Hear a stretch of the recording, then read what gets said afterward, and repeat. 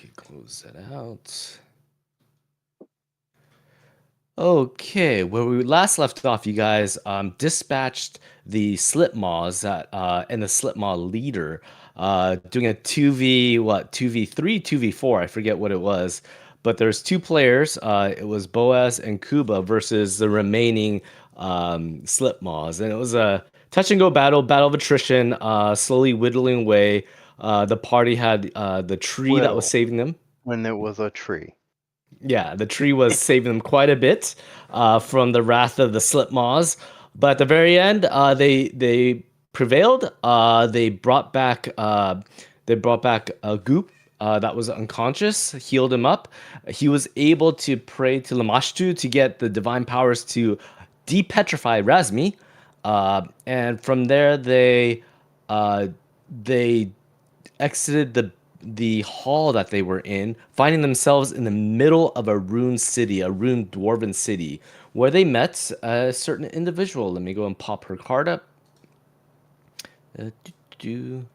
Where they met Prajil Longbraid.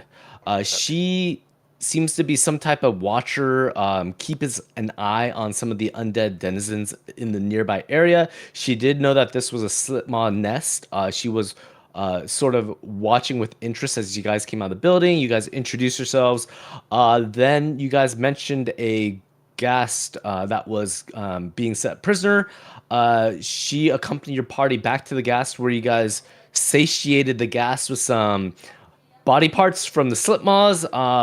After being able to feast and gorge upon the flesh, the marrow, the bone itself, crunching through it, the Ghast started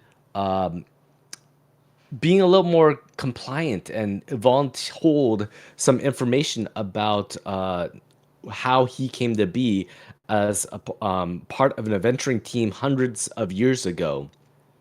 Fell victim to a magma dragon who they called I forget the name that he called him.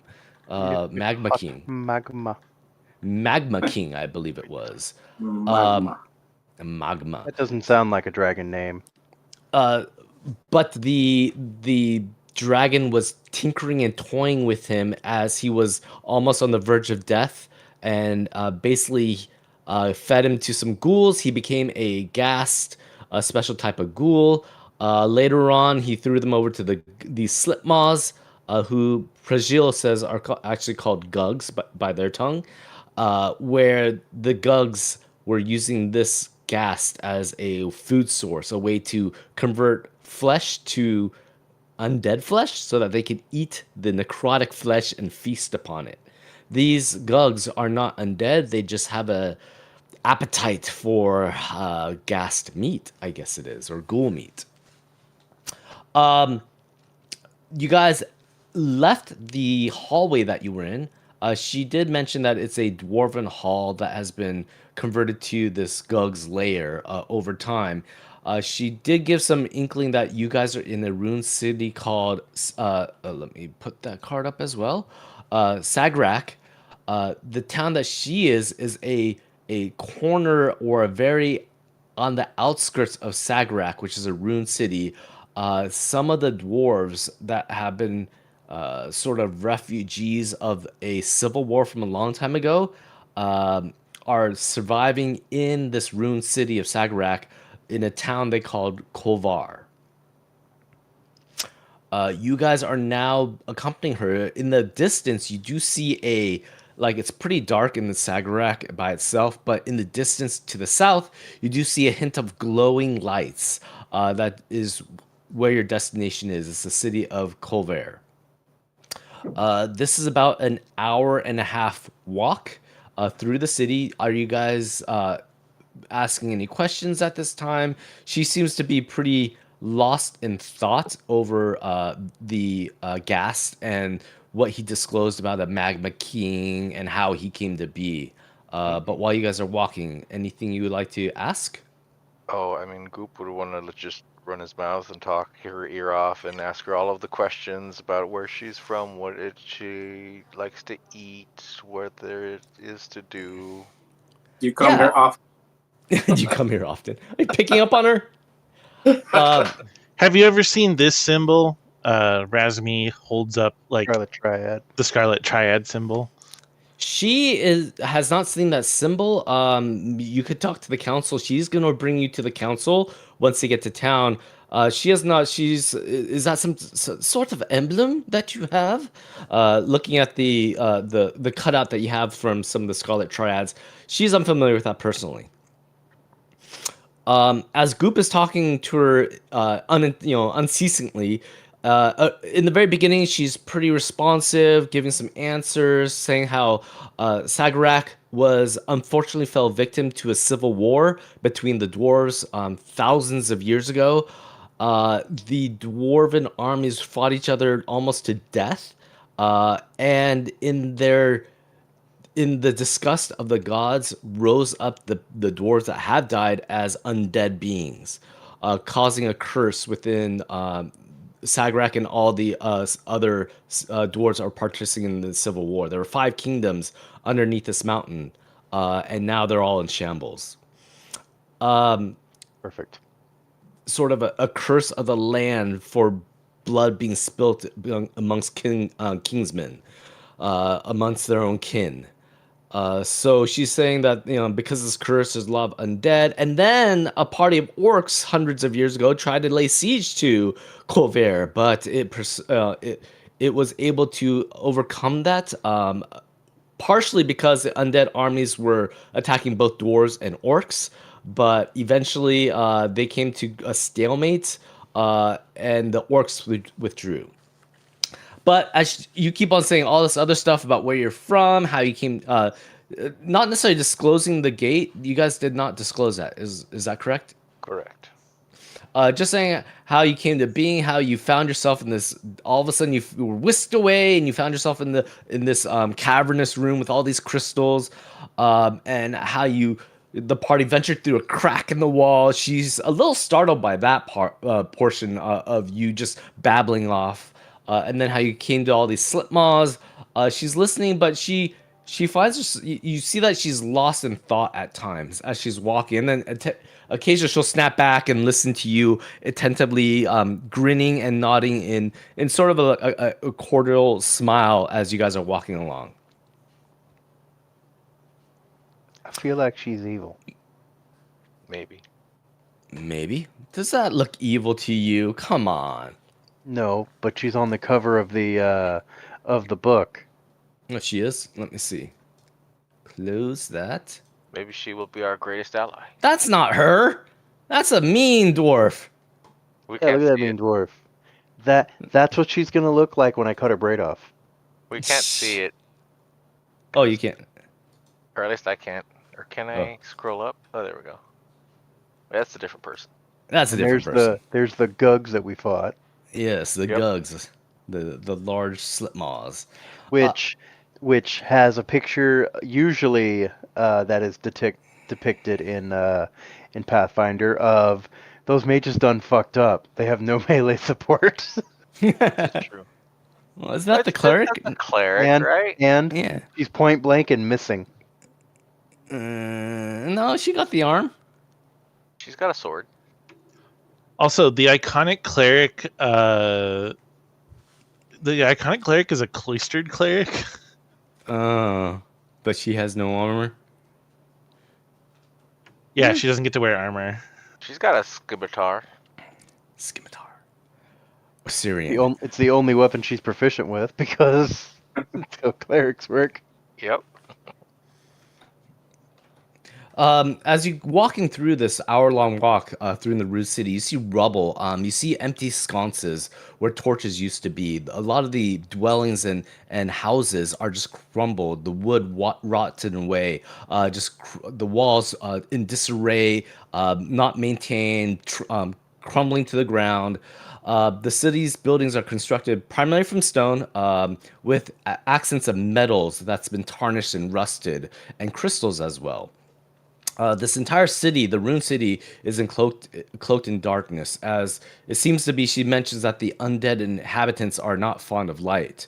But to the south, Kovlar, where they have their city, they have appropriate wards and defenses. let's see, a combination of rampant looting, neglect, and oncoming conflicts with various invaders from the Darklands, and have scarred the city. Would anyone like to make a society check? I don't know s- nothing about the society. have that op- While she's um, talking about this, as you're looking around at the scarred city and ruined city, if anything of this piques any past knowledge that you've had. Okay. society.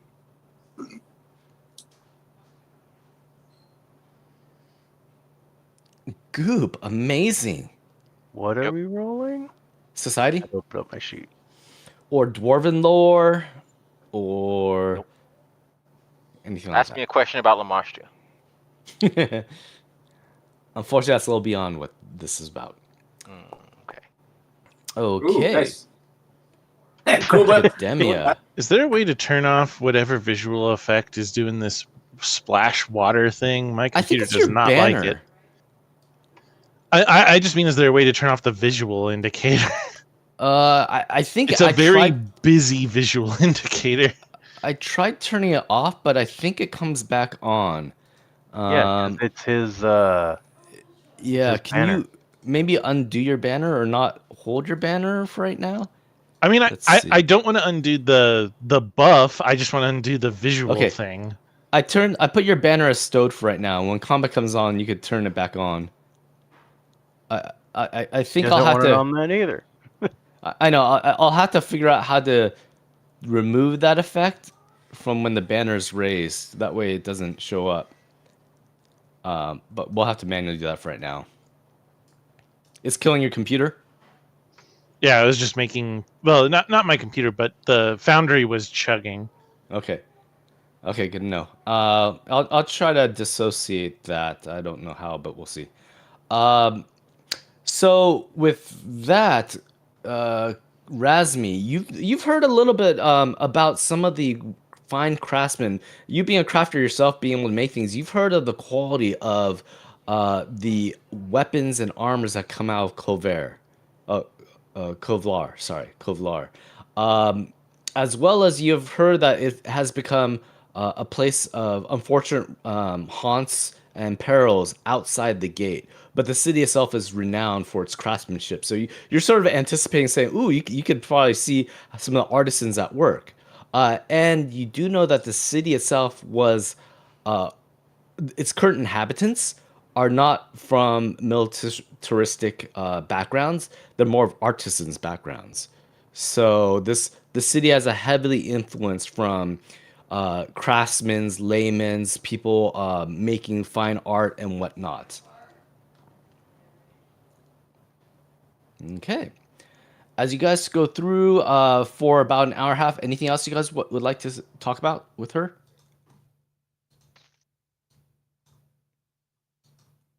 Not that I can.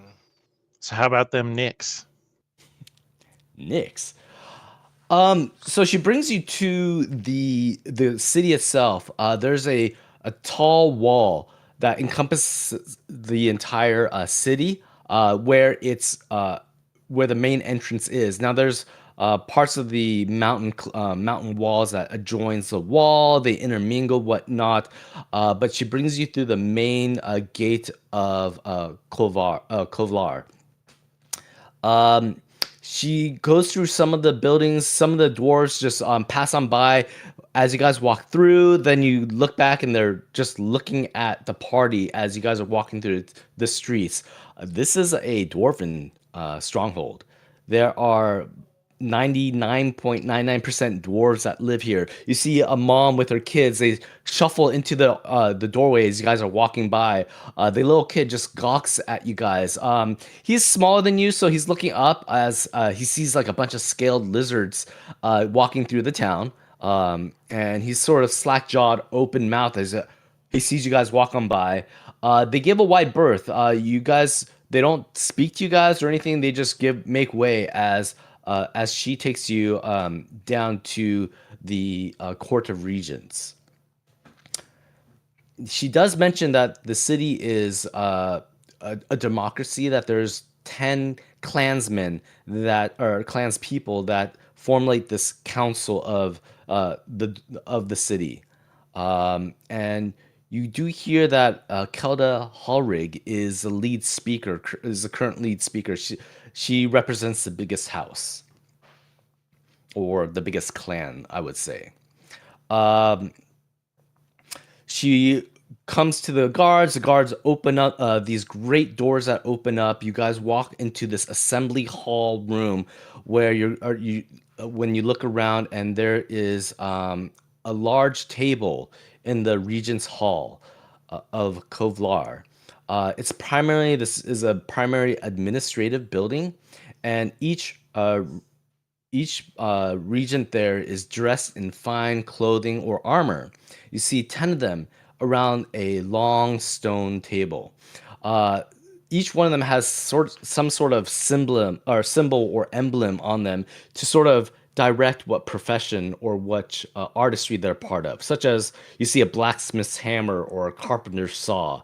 The entire council, what they wear is sort of posh and upscale from what you see of these normal dwarves.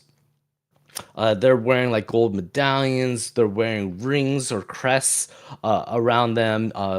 Long flowing tabards with their own artistry craft symbol on them, and it seems like they are just around the table conducting business, talking amongst themselves. When the doors open up, they stop talking. They look to the front and they see Prajil walk in with the four of you.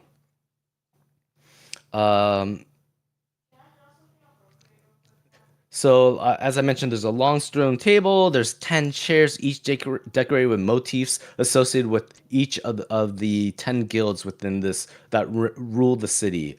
Dwarves sit on each one, and there is a representative from each one of the guilds. And then I come in like a wrecking ball. Okay. Yeah, I love how much you love dwarves. So, grit your teeth, bear it for right now. I don't know if your character is going to show it. But Helga, which is this lady, I don't think I could do this. The top left, Kelga Hallrig is the speaker, and this is some text out of the book. When the first court of regents convened centuries ago, there were regents from Cadahorn the Mighty, the hero who reclaimed Kovlar, and most of the other underground places that remained civilized today from the orc invaders. Perhaps someday a king or queen will rise up again who is worthy of that mantle. One as great as the rulers of old. Until that day, it is our solemn duty to work together to keep Kovlar safe and prosperous. You are newcomers to Kovlar, but it is my hope that you will honor this duty, as you are capable, I hope, and you may be able to aid us before we could trust you with the city's defenses. Now, we must know that you will indeed honor our traditions. So this is the leader that is speaking to the party.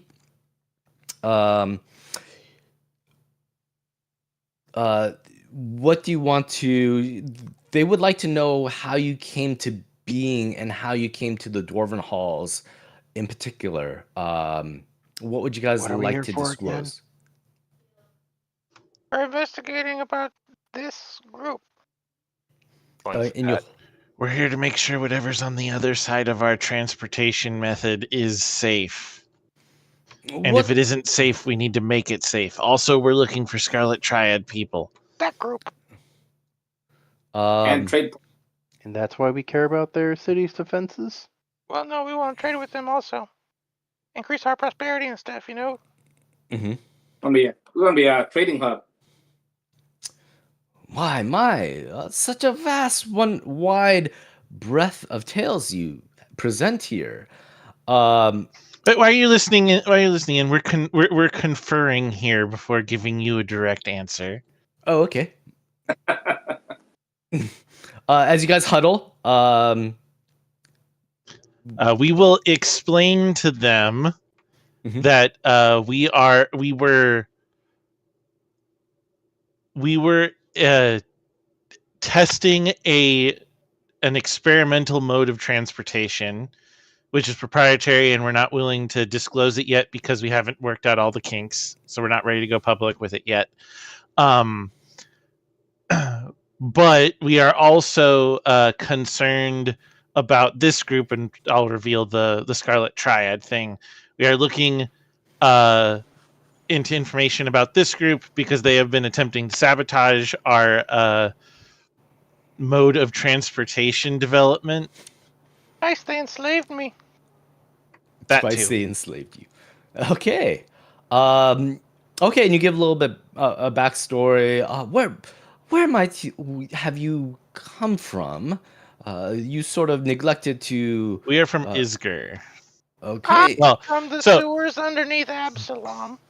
yeah, and then the three of us are actually from Mwangi, but we are currently headquartered in Isger. Isger's a stone's throw from Okay. here. Yeah, that's what Mhm. she said. That's a common dwarven term, apparently. The council hears all that you have declared and proclaimed. They sort of look at each other. Can I get each of you to roll a perception check, Perception. Are they being sneaky? or yeah, perception, to get a feel for how this room is reacting? They're being sneaky, aren't they? Okay. Pretty much all of you passed. You all get the sense that 9 out of the 10 dwarven leaders here guard you with suspicion. That they don't trust you. Now, I wouldn't trust me, but the person that does trust you seems to be the main speaker, Kelda Hallrig. She seems to be actively listening to what you're proclaiming. Others sort of, as soon as you talk, they sort of shut down, don't want to be bothered. But she seems to be intent in listening to your tales, how you got here, and seems pretty inclusive of you guys being in the city. Some of the other ones just look at you disdain, or like they have a sour taste in the mouth. They're just grinning with their dwarven like beard and whatnot. But that is the feeling you get from this room. Let me see. Other than that, let me put up this slide once again, and this is where the court itself would like to address the party to get to know who you are, your identity, your beliefs, your soul, so to speak. That's important for this council to know who they are dealing with. So this is sort of like a sub game, a subsystem, where the court, each individual from this court is gonna greet you, and is gonna tell you real quickly what they represent, and then they're gonna ask you a philosophical or a question to each one of you. Now, when they are declaring who they are and what they support, you guys can sort of deduce from that using an action um, their personality or their dwarven tradition, or trying to understand what words they're looking for to appease them.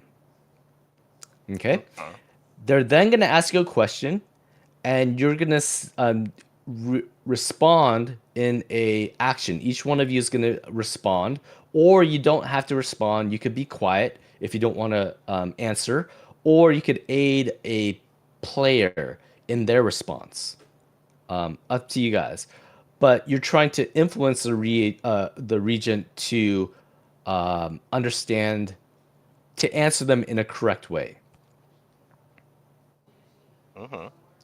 Okay.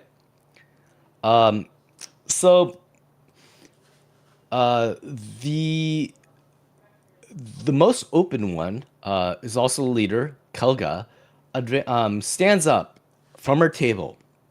She looks at you at the party. You see these eyes that are sort of kind and warm. She stands up and she says, "I am Ford Master Kelga Harrig. As you can see, you see on her shoulder there's a big anvil. I represent the Anvilers Guild within Kovlar. She speaks about how it's hard work to keep the the her crewmen, the people under her, to adhere to the strict standards that she has for the purity of the metals that they work with in order to produce some of these exquisite crafts from the Anvilers Guild. So I would like each one of you to roll a perception check or society check to gather what type of personality she is to answer her question in the best way possible. Okay.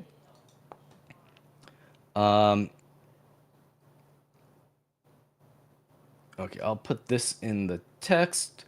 This is what the action you guys are trying to do.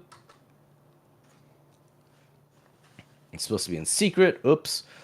Let's see. So Okay. she's I part won't of look at what my result is because I haven't seen it yet. So you have a quick moment to discuss amongst yourselves, but Razmi has the best feeling that she is looking for a honest and forthright answer and dutiful. That is what I will declare. But her question to you, to each one of you, she stands up and says, "How can a metals work better a society as a whole?" And she looks at you guys, and you guys have a quick second to talk while she's going to ask each one of you to answer, if you may. How can a metal? A metal worker. Oh, okay. I was confused of whether it Oh, was sorry. the person or the. Not the person. The ability, the crafting of, the results of. How can it benefit a society? As a whole. So are we looking for the technical? Is she looking for a technical answer? Or is she looking for? I don't know. Something from the heart. From the heart, honest, forthright are some of the keys that she's looking for. So being forthright would probably being from the heart would probably work best. But this is how you are going to react. Let's see. And I will paste Don't this wait. part. I answer immediately. Okay. What do you say? Progress requires tools. Tools won't make themselves. Okay. Sees. She was looking at Boaz when you said that, and you just stand Don't look forth at Boaz. Look at me. and you blurt that out. She's like, "Oh," and you say, you make tools. Tools don't make themselves. And you sit down, and she's like, "Thank you." Kuba, was it? Okay. As we were going for Boaz, what is your belief on that? what's the question again? What's the How does metal work benefit society as a whole? And so, Kuba, can you roll a diplomacy check on that, on your response that you did? Perfect. Aligns with what you just said. Okay. So basically, you could give an answer as a person, what you think your character would be, but it really depends on the role. And your answer can influence the role a little bit. But yeah, that's how this one plays out. Now, Okay. the scoring of this, let's just say the last people to answer has the more lasting effect. That's what I'm going to say about the scoring of this. yeah, metalworking will benefit society through because the tools that it makes enhances the productivity of a society. Something like that. Okay, go ahead and roll a diplomacy or lore check if you feel the lore is relevant. Diplomacy or lore. Mhm. Okay, I'll do any lore. Oops. How come I want? Let me do that.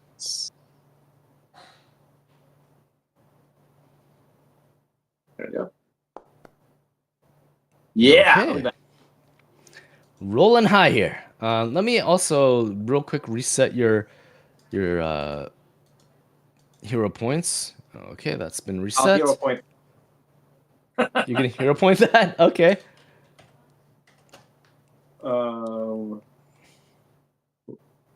Any lore. So lore's a little bit easier, right? Better than Yeah, lore's a little bit easier.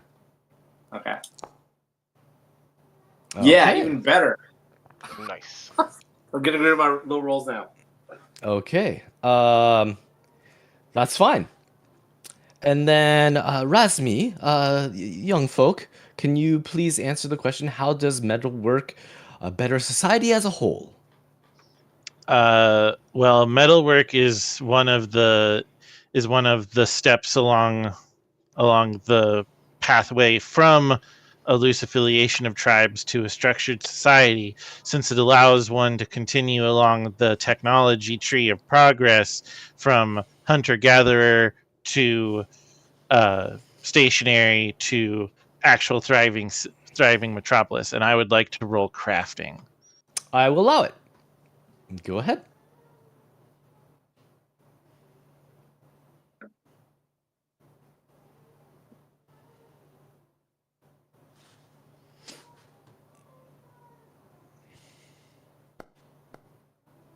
Okay. Or are we supposed to be rolling this secretly? That's fine. Goop, young blue kobold. Goop, I believe you called yourself. How would you express that in the same? How would you express that? How can metalsmithing benefit society as a whole? How can metalwork benefit society as a whole? I think it's kind of like, I don't know, the thing, the soul that holds society together. Because yes, it provides the most basic tools that hold everything together, like nails and other things, the actual hammer itself. But even the actual hammer, if you're a truly devoted or a craftsman that cares about your craft, you're going to decorate your hammer to give it your personality, right? To give it your influence, and then you will pass that hammer down to your apprentice, or any other person that sees that hammer will be like, oh wow, this person really put their heart and soul into their metalwork. So I think it helps with the spirit of a community as well. Very wise. Go ahead and roll your check as well. I will click the persuasion button, diplomacy button. Sorry, Okay. there's no persuasion. Is there? Okay. She seems pleased with your responses. She settles back down and sits down. The next one is let me see. Fortunate Algera Cord. A dwarven lady stands up. She's wearing this darker armor. She tells that she is from a impoverished family, but has since then sort of made a big name for this town because she's fortunate. She On the side you see some type of like stacked coins.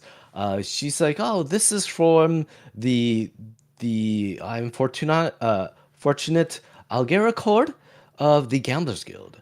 Now, you might think of gamblers in topside society. It's looked frowned upon. The scums, the dwellings, the poor taking money from the poor. But over here, it is a grand tradition and a grand noble artisan to be part of. Now, you can also try to if you don't as what Razmi did, he used a crafting skill to sort of present his role. You guys can do a skill that you believe they might be impressed with, in to help when you do the part of influencing the reagent. If you don't want to roll diplomacy, you can roll a crafting check. Now, if that artisan favors that skill, then it'll be beneficial. But if they don't favor that skill, the whole roll, no matter what result you get, is void. So you might want to your deduce traditions where they talk about who they are. That role can help you understand what skill they might be looking for if you don't want to roll diplomacy. Mm. You see that she's well versed with all sorts of people, with people groups, adventuring people that have come to the underworld, underdark area where this dwarven city is. She is accustomed to gamblers and thieves as well. But I will have each one of you roll a deduce tradition, which is a perception or a society check if you like. I will say that the society check is a little bit easier than the profession. Sorry, perception. Okay. It doesn't let me roll perception for some reason. Okay.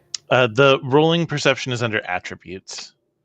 Yeah, it's in a different. It's not a skill. It's. I No, think it's I on the know, red bar. but Oh. I see it under my AC. Oh, in- let me in- stop sharing there. in the red bar, it was telling me there is no active encounter right now, so it wouldn't let me click on it. Oh, I think that's because the red bar you're trying to roll initiative, but we're not in initiative. Yeah. combat. Okay. Oh. Mhm. Yeah, that could be why. Okay. For the most part, you guys all deduced well, so I am going to let you know that for her,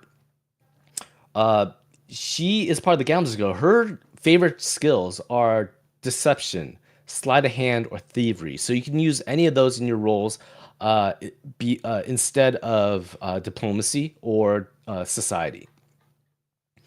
You feel as if she uh, she likes individuals who don't conform to the strict morals of dwarven society. So things phase her little. She's accustomed to people and adventures other beyond dwarven society, so she's used to it all. Nothing is surprising for her. She has a sharp, sarcastic sense of humor, it seems. So if you want to use that in your influence for her, she might find that keen.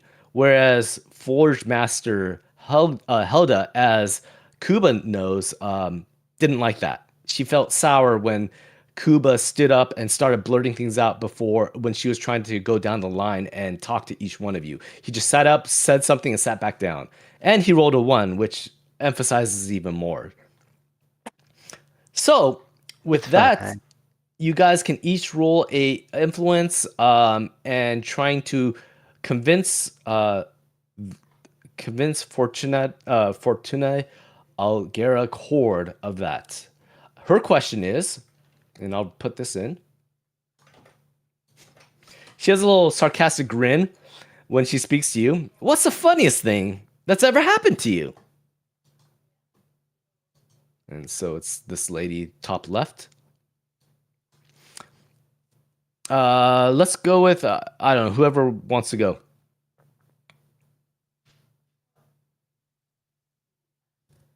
She doesn't So there was pick. this one time when I was just hatched, and in the sewers, we don't got a lot of animals, but I really like aminals.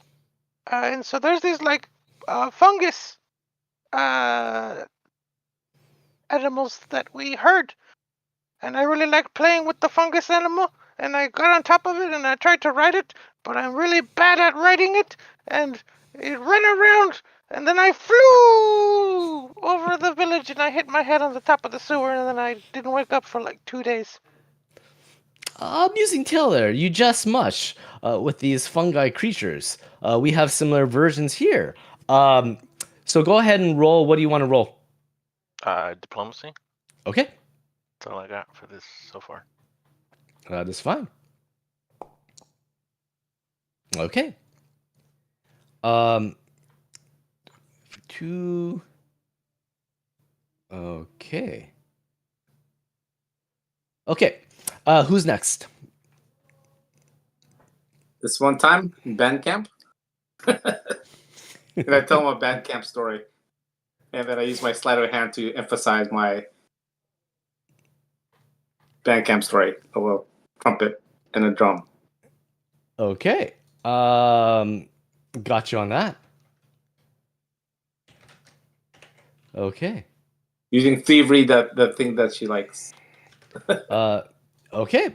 You put up a story of how you had to go into the Bandcamp Master's secret stash in order to get this trumpet that was magical, and it ended up causing it was a horn of blasting, and you blew away part of the wall on accident. But yeah, she found that amusing, a little chaotic, but you told a good story. She seems pleased with your response, I would say. What's the funniest thing that's ever happened to you? The Green Goblin. You seem so quiet now when you were so brash earlier. What say you? So, I went into this all-woman school, and they're run by nuns, and I was teaching this secret nun organization how to torture somebody, and now they incorporated it into their curriculum. Very interesting. What methods did you perhaps disclose to them? A collection of teeth, nails, and ears. Interesting. We shall chat later on. Go ahead and roll your. What do you want to roll? Well, it was a school. Academia. Okay. Is it Your Hero Academia? Okay. And last but not Razmi. What is the funniest thing that ever happened to you? Oh, it was hilarious. Just earlier today, I was turned to stone. That A was good. gug told a bad joke. Ha ha ha ha. Okay. Really laying on the sarcasm here. What would you like to? I'm going to roll? use thievery. Okay. Not bad. She seems particularly amused that a gug would. She hasn't heard of one turning anyone to stone. But then hey, you do seem to be a little less constitution-wise than some of us dwarves. But hey, great story. But she's impressed that you survived that as well. So you feel as if it went well. She has a smirk, a little grin as she sits down. Next is Commander Grokar Hammersong. Let me see, who's this? This is of what guild? Hammersong. Lollipop Guild. Bard Oh. Guild. Commander. Lollipop Guild. The Bottom left. So he stands up, a little gruffy of a dwarf. Stands up. You see, his crest has a dwarven axe, typical thing, and a shield. And he says, "I am Grokar Hammersong, guild master of the Guild of Arms here." He starts saying how it is thus of equivocal importance that we present ourselves on the battlefield with much honor and dutiful to our brethren, to each other, as we fight off those oppressing us. He starts babbling about some of the recent wars he's had against the undead in this nation. I would like each of you to roll your deduce tradition, which is a perception or society check to see what you could gather out of this gruff dwarf. What was Very the place to roll initiative from? The abilities or attributes? Attributes. So the little quick options, like towards the top of the Oh, screen. not on my character sheet. Yeah, under the little attributes drop down perception. There's no active encounter. Oh. That's Boy. what it tells me. Goop abilities. That's what it says with initiative. It should be right above that. I was hovering over attributes and I. So the first block is for initiative. Underneath that first block should there's be a another section one? just for perception. I see it now. I have done that. Okay. For the most part, a majority of you pass. There's only one or two fails. So, okay. You feel as if he is has a sense of battle mastery.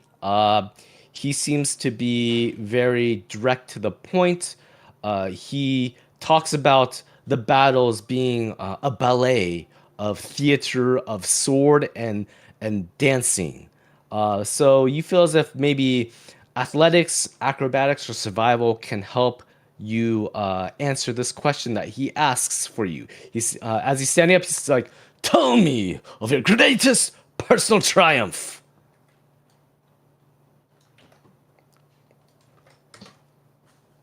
Well, we almost single-handed, pointing to Cuba. We took down 3 or 4 of those beasts pretty recently, all by our lonesome. And it twirls around, does like a somersault, showing off his kind of does the hero landing The after he hero summons. landing, and you see this cloud of like this cloud of energy form around you as their spores float up as you do that. They're all taken back by that. Okay. Poof! Uh, Look at that awesome landing. so that is good. How high Oh, is the ceiling in this? about 20 to 30 feet high. Okay. Okay. What were the skills again? Uh, Acrobatic? athletics or survival.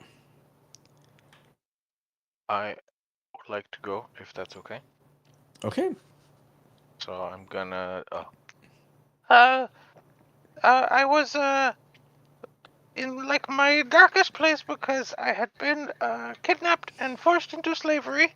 But then, when they released me, I found my gear, I put it on, and I came back, and we fought all of the people that were trying to enslave me. And there was this like undead giant, and he was this tall. And Goop's gonna try and jump as high as he can to illustrate how tall. Okay. And then we killed him. It was Oh. amazing. You leap so high. The dwarves are man of little stature yourself. Kobold, short in stature, tends to jump very high with this huge leap. You bounce off. The dust clears as you leap up, and then it settles, and you leap back down. Poof! As you do the 3-point hero landing as well.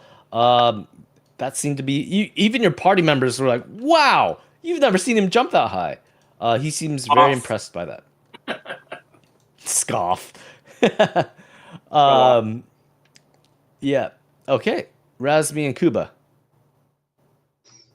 I will tell him about our assault on the inside of a cult stronghold where an evil wizard was trying to do something with a dragon corpse. Mhm. Can I use warfare lore? Go ahead. Yes. Commiserating with a fellow warfare person. Okay. Good. And Kuba. My greatest personal achievement Mhm.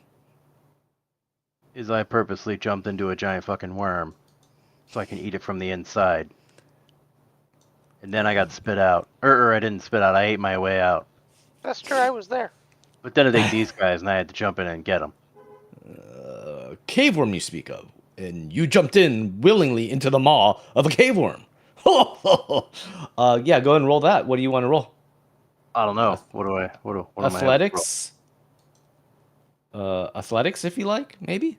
So I'm not gonna turn down the thing I'm master in. Okay. Of course, I still fail. Okay. That is good. Okay, next up we have I don't even know where. Okay, let's do that guy.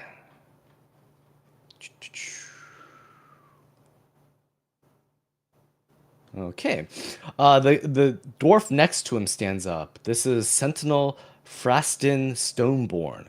He has like this armor, of course, is on, but there's this white tabard on with showing a patron of his belief. He calls himself Sentinel Frassen Stoneborn.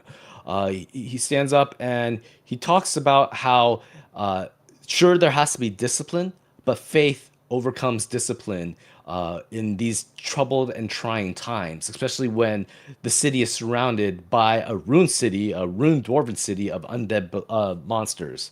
So let's go ahead and roll your perception or society to see what traits would attract he's looking for. Okay. Cuba.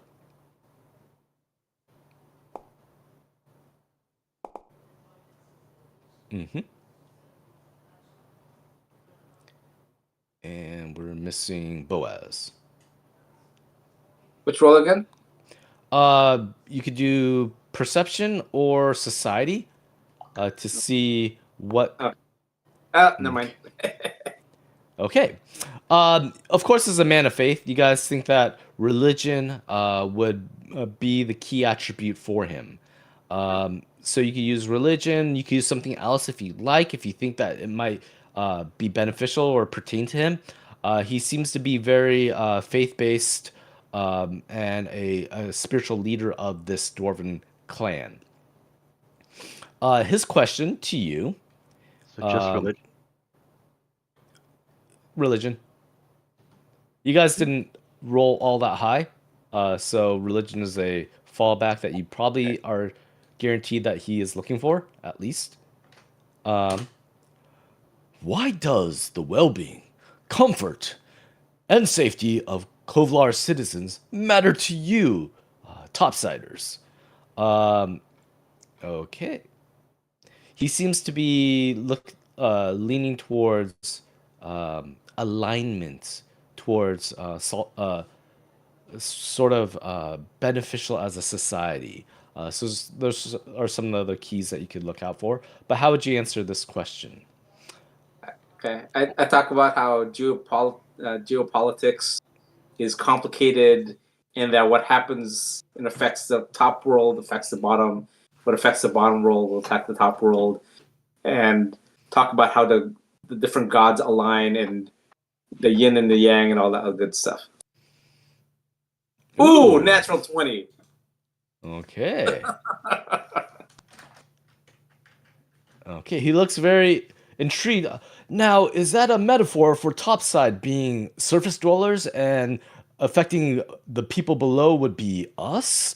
That's the way I sort of read it. That's very deep thoughts right there. As he Yes.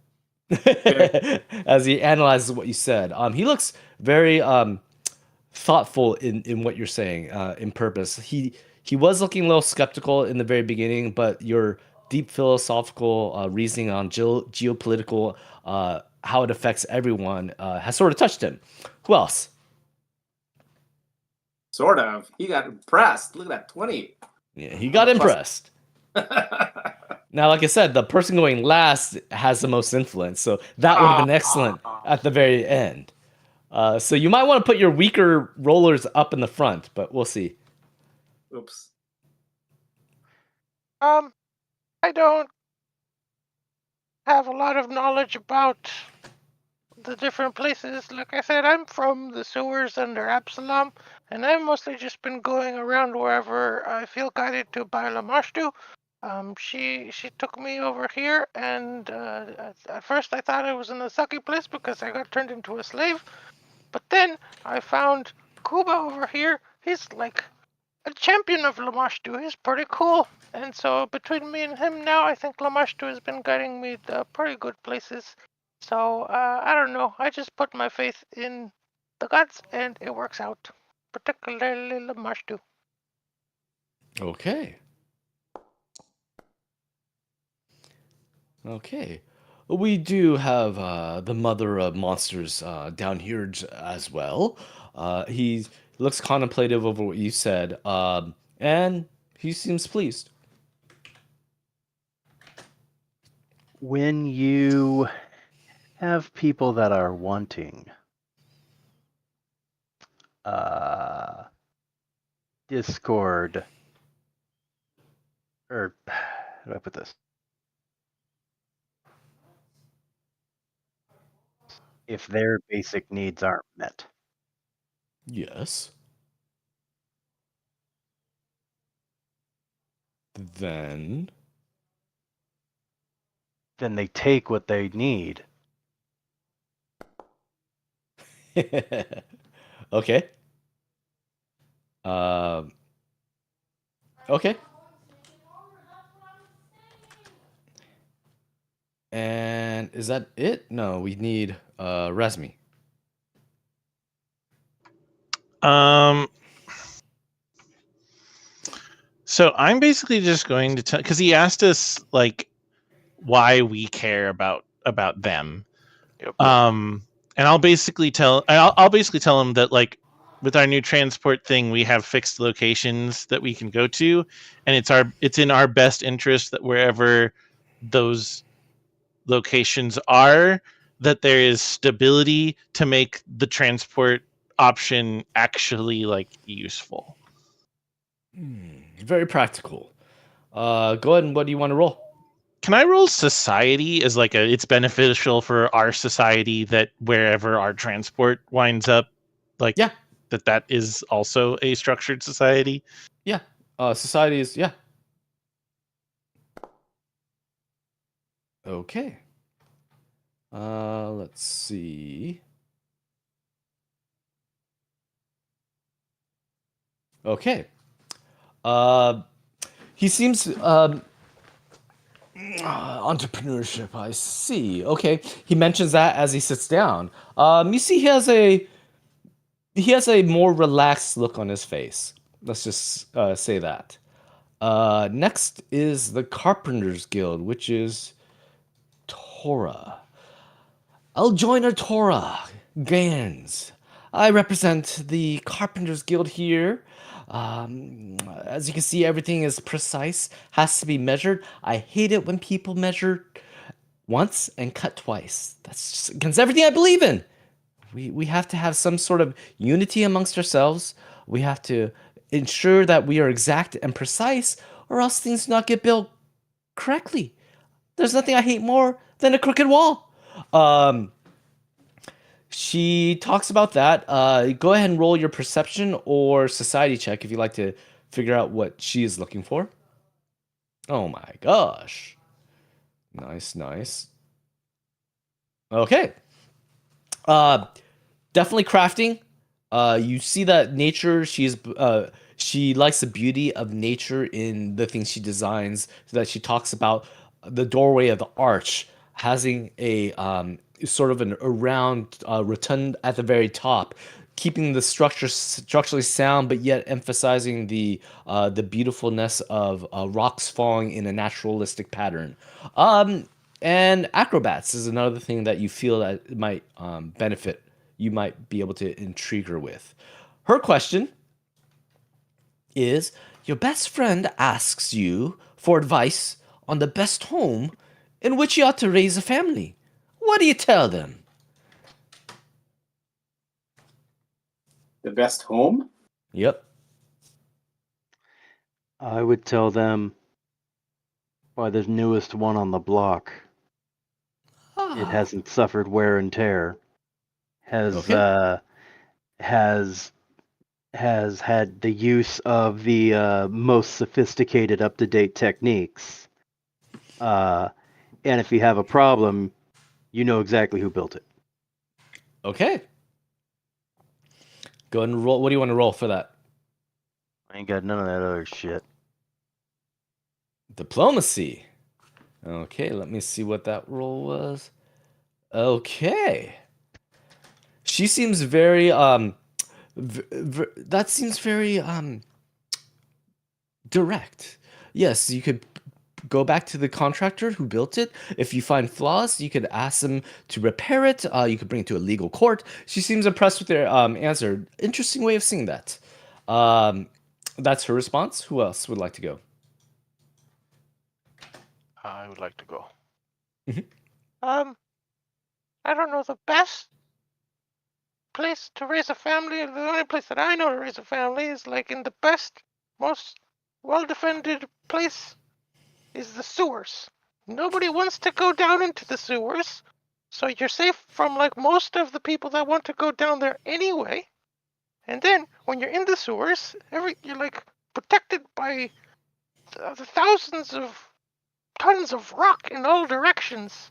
So if you find like a good um cave or a corner of the sewers and you can set up a good defensible position, that's the best place to be. That's what I believe. She's like, you kobolds are not much different than I. So she's touched by what you say. What do you want to roll for that? I'm just gonna Okay. roll diplomacy. Okay. I would like to spend my point to re-roll a 2. Okay.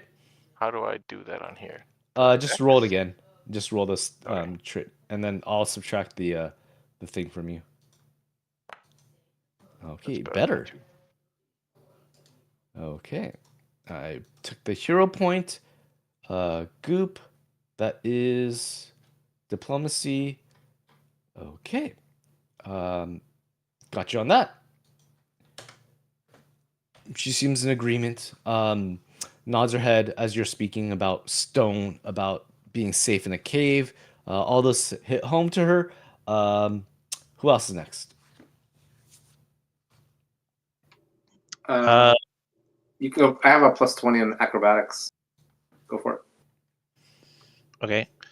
Well, a good home for raising a family is one that is both defensible and climate controlled and safe from roving bands of adventurers,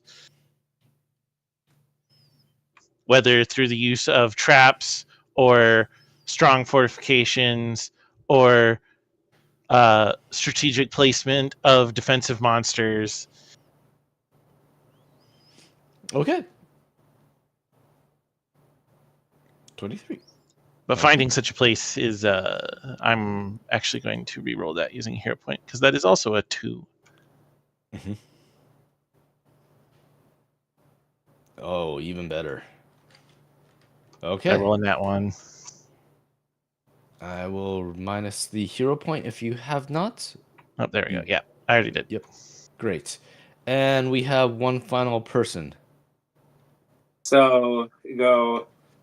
Yes, as much as it's important for a home to be defensible, it also needs to be a home that challenges the body and the mind. I personally like climbing walls where you can have the kids grow up and learn how to fend for themselves and all this other coolness. And he jumps up in the air, does another hero landing. With a nat 20. Oh my. Oh my. Look at that 40, dude. She is, you jump off the wall, you do a wall climb, you do a 360 off of that, you land 3-point landing. Your swirling of spores, sort of camouflages you and then dissipates down, and you sit there in dust. And an explosion of fire as soon as I land. Oh yeah, conflagration coming down. She stands up, starts cheering, and then she catches guard of where she is, and she sits down, quite amazed by that feat of acrobatics. Okay. Then we have, let me see, Gold Hand, Woody Iron Temper. That is, I don't know where they are. Oh, the female on the top right. Guild of Coins. You see that she comes forth. Her hands start reaching out. Thank you for visiting us today. So glad to have you here. She starts saying how it's a lot to count a lot of coin. But it's even more troublesome when you know that the pockets that these coins come from, of some of the situation this clan puts upon its people, but everyone has to pay a proper share. You feel as if she's wise, she's gregarious, she's happy, she's welcoming to you guys. but exacts a fair toll. Can you guys roll a perception or society to see what she might influence her? Okay. Okay. From that, beyond the normal society, or you could do the society check as normal, or you could do the diplomacy. You feel as if uh, she likes to put on a show. That performance might be something that interests her. If you could spin that into your tale. Of the question is, what is the best way to make your fortune?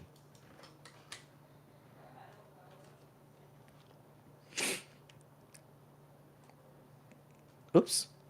I didn't copy. Performance or what? Performance, diplomacy, or society. You guys did not roll that great, but you got one of the skills, which is performance. You guys can try other skills if you think it might be what she's looking for, but it won't bode as well if it's not a skill she is not impressed with. I have a plus 14, guys. That's my highest. Oh, then you go first, and I'll go second. Okay. Was society listed as one of them? Society and diplomacy are always default ones for any of these people. It's just that they have 2 to 3 skills that you could also use. But with the roles that you guys had on the trying to deduce the traditions that this dwarf is looking for, I only gave you one, which is performance. Okay. Okay. And then what's the question again? It's what is the best way to make your fortune? Through acrobatics. Okay. 19. And then do another hero landing after a backflip. That's a little blasé. I've seen this thrice that you've done this. Thank you for your show of acrobatics. You seem that she's not too impressed. But yes. 33? Yeah. Oh my! I was a 19, dude. Yep, but it's a skill that she doesn't really care for, and this is the third time you've done it. I did performance. Oh, you did. Oh, I thought you said acrobatics. Oh no, I just jumped up in performance. Oh, okay. Oh, that's a 33 on that. So thank you for. She's seen the jump before, but you gave it an extra flair. And you sort of change things up a little bit. That is good enough. Okay. Gotcha on that. Who else would like to go against Goldhand, Wooldy, Iron Temper? I will go. Guild of Coins. I guess I never thought about actually making a fortune in the first place. I mostly just get stuff when somebody attacks me, and then I beat them up, and then, like, their stuff is there. So it's not like they're using it because I beat them up already. That's just how I get stuff, mostly. Mm-hmm. Okay. I'm just gonna roll a diplomacy check. Gotcha. Okay. You see her face soured in the beginning, but it sort of lightens up a little bit as you're going along. Okay. Who's next? Kuba or Razmi? Well, first, I'm going off the fact that her picture is the only picture that looks like she's actually done any fighting. The fucking Guild of Arms doesn't look like he's ever seen. Oh, come on. The commander? He's in armor. Yeah, he's in fucking armor, but look at his beard, fully like not cut at all. This guy's never been swung at, never been cut, never been hit. He's got zero scars. He's just that good. Yeah, that armor's pristine too. Fucking never seen combat. Ceremonial. Whereas Ceremonial. she's the only one with ripped clothing. She's scarred to shit. Doesn't care about her hair. Her knuckles are still bloody from whatever she was already punching. So I'm gonna take this aggressively. Well, how I would make my fortune? First, I'd find someone who has made a fortune, and then I would take it. Okay. Go ahead. What do you want to roll? Whoever that is.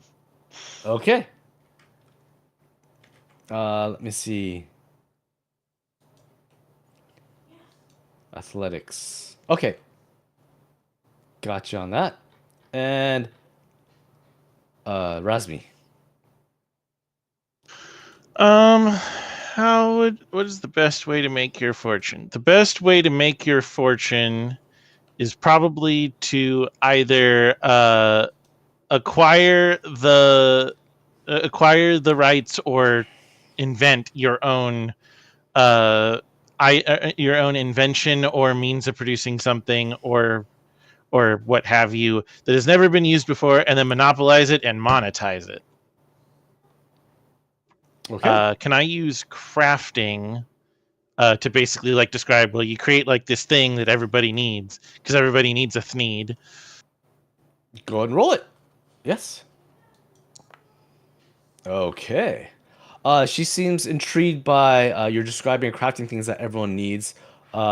She thinks that is a honest way of making a fortune, especially if you create something that's desirable, like a fad or something that everyone would like.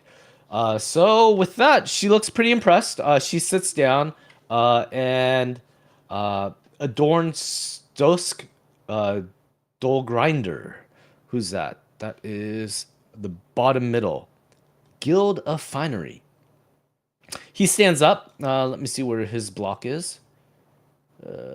Yes. He stands up, rich, lavish clothes. There's a cloak that's over it. Even though it's not cold down here, he just has this presence of needing to look nice and presentable. Um, he says, there is a certain way to bring about the best taste in any type of wine. It's with the company that you have. And everyone starts chuckling and laughing. But tell me, my friends, describe to me the most glorious outfit you've ever had the good fortune to wear. I'm wearing Which it one right is now. this? The Guild of bottom middle. Finery. Guild of Okay. Finery. So this is for your perception or your society to see what might influence him the best. Okay. Good rolls so far. Okay.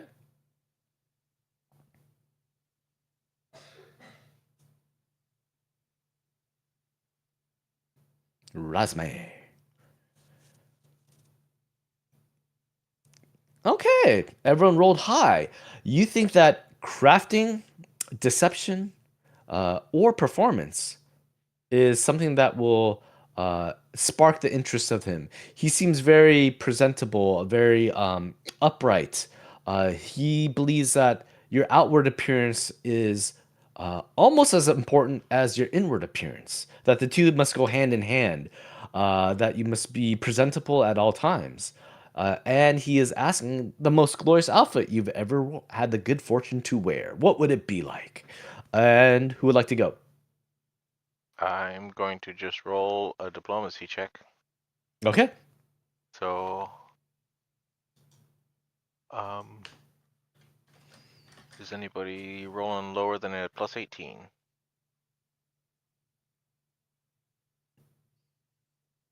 Roll it then. Okay, then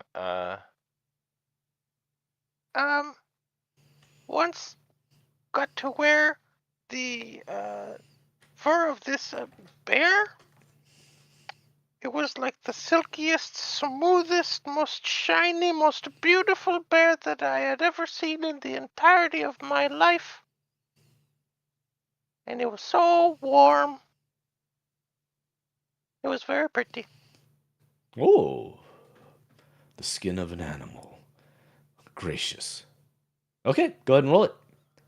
I will click. Oh, There we go. nice. That's a good roll. Okay.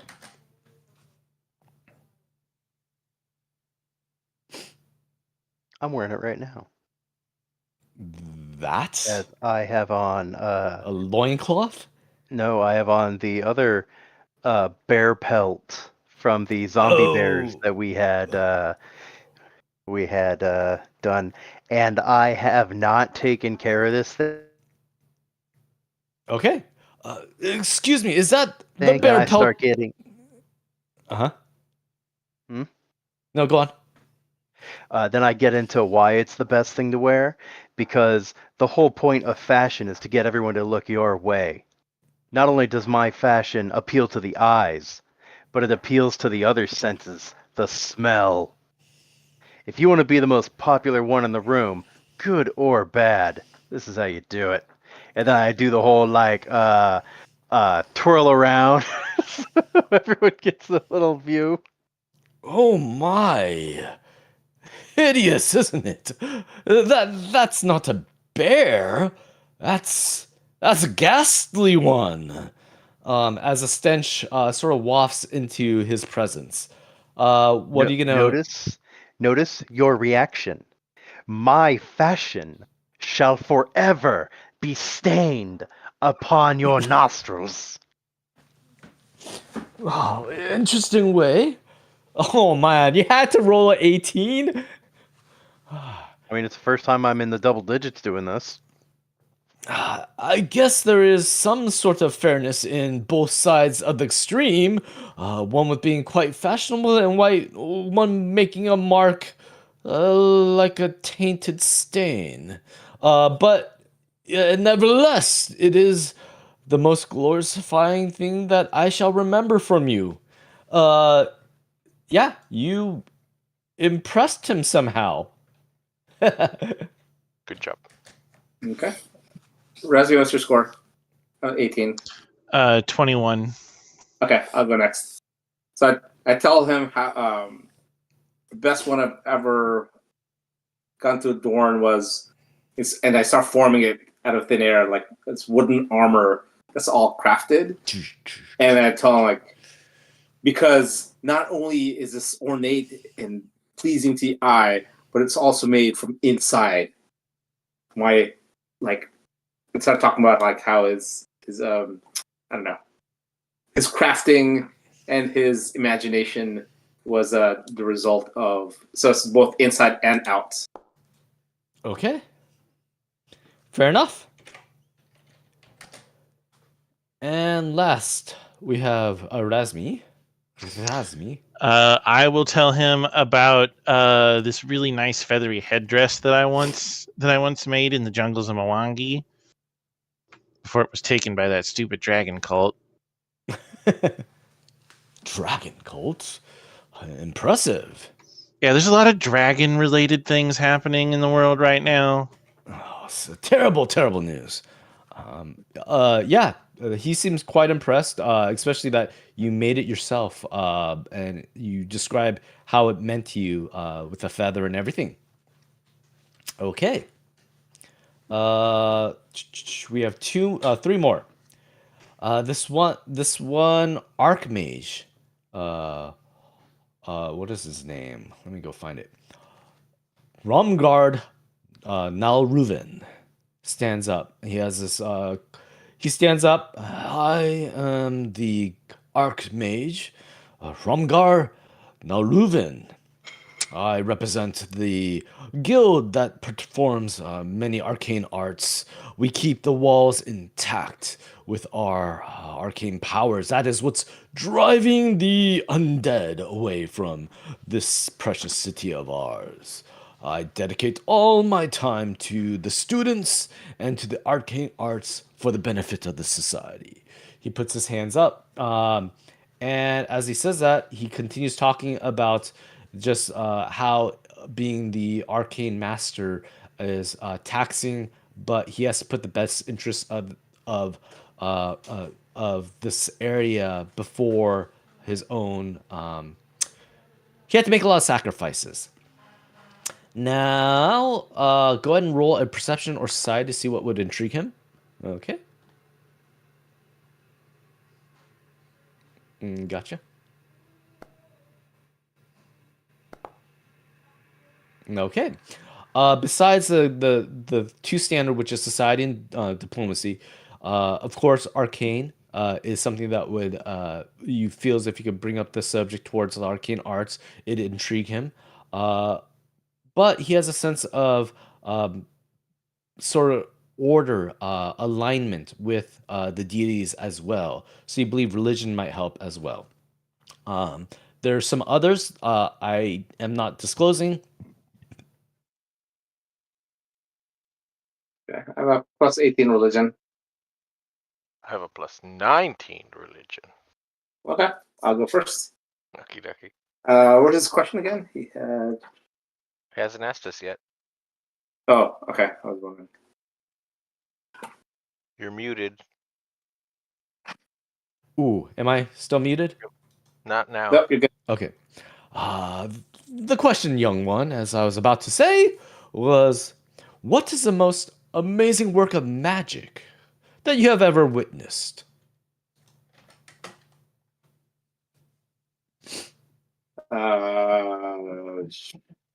When Goop here turned our friend from stone to flesh. Oh, Dun, quite dun, impressive dun. feat. Why, I was just And teaching.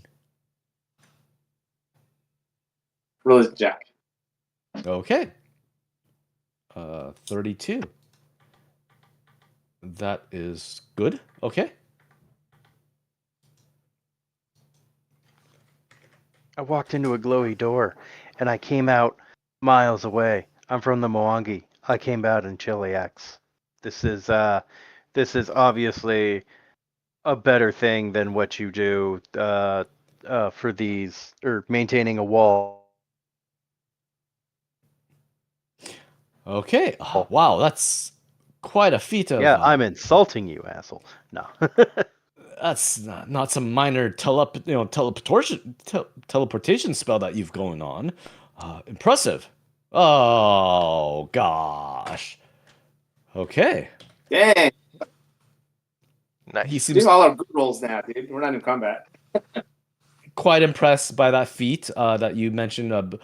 No mere teleportation, but something something that is probably from artifact to be able to go that Yes, I walked distance. through it with my feet. Okay. Yes. For me, I pray to Lamashtu every day, and then when I get to pray to Lamashtu, there's this like connection to Lamashtu's divine power, and like even though yes, I can channel some little fraction of Lamashtu, when I do the praying, there's like so much divine power, and I think that's like the most amazing magic that I've ever seen in my entire life. Well said. Well said. Go ahead and make the roll. Okay. Let's see. Okay. Well said, little man. The faith also can enhance the arcanes as well. Yeah, he seems impressed. I'm going to describe the magic that we apparently ran into uh, with all of. Well, oh no, wait. Technically, our characters didn't run into the totems. Yes. I was going to talk about the completely indestructible totems. No, but you guys are from the Mwangi, and you would have heard about what was going on. It how is the true. elves- yeah. So since our characters didn't witness the totems being like dealt with, I will describe these like magical, like completely untouchable, like pillars of absolute destruction. Whoa, some That's what dragon walls need to be magic. made of. Okay. Go ahead and roll. Arcana, yes. Okay. And let me see what the DC on that was. Whew. You guys are scratching by the skin of your teeth on this one. Or in general, you guys have been getting a lot of the borderline rolls. But yeah, he's like, oh, dragon magic. That's some powerful. That's beyond what we've seen of lately. All this talks of dragons very troubling as well. Yeah, stupid dragons. And you say the Scarlet Triad as well. Oh, trouble times it is. Very well put, though. Seems quite impressive. Okay. He sits down. He seems reasonably happy with your answers.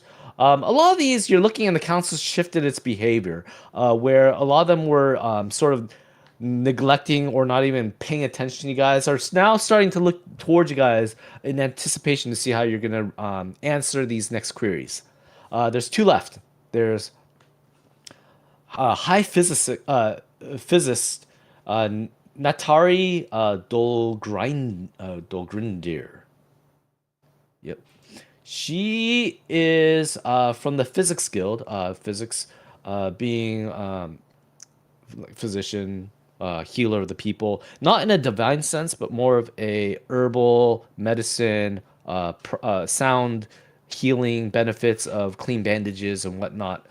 Go ahead and roll a perception or a society, as she says that beyond the belief and faith in healing, that there's a lot of herbal and there's a lot of remedies that can come out from what is around us. Okay, the 1 in the Oh, there's 20. my 20. Yep. I'm using all my 20s here, dude. I know. My Okay. third or fourth one. So with that, you feel as if survival and definitely medicine are two things out of the three that might interest her. And that you guys can also always roll your diplomacy or society if you like. Okay. My medicine's 23. I'll go last. My survival's 21. Okay, cool. What's the question? The question, yes, sorry about that. The question is, let's say that your, wait, is this a guy or girl that's speaking? Female. Let's say that your best friend has been having a hard time. What would you do to cheer him up? Beat the crap. I mean,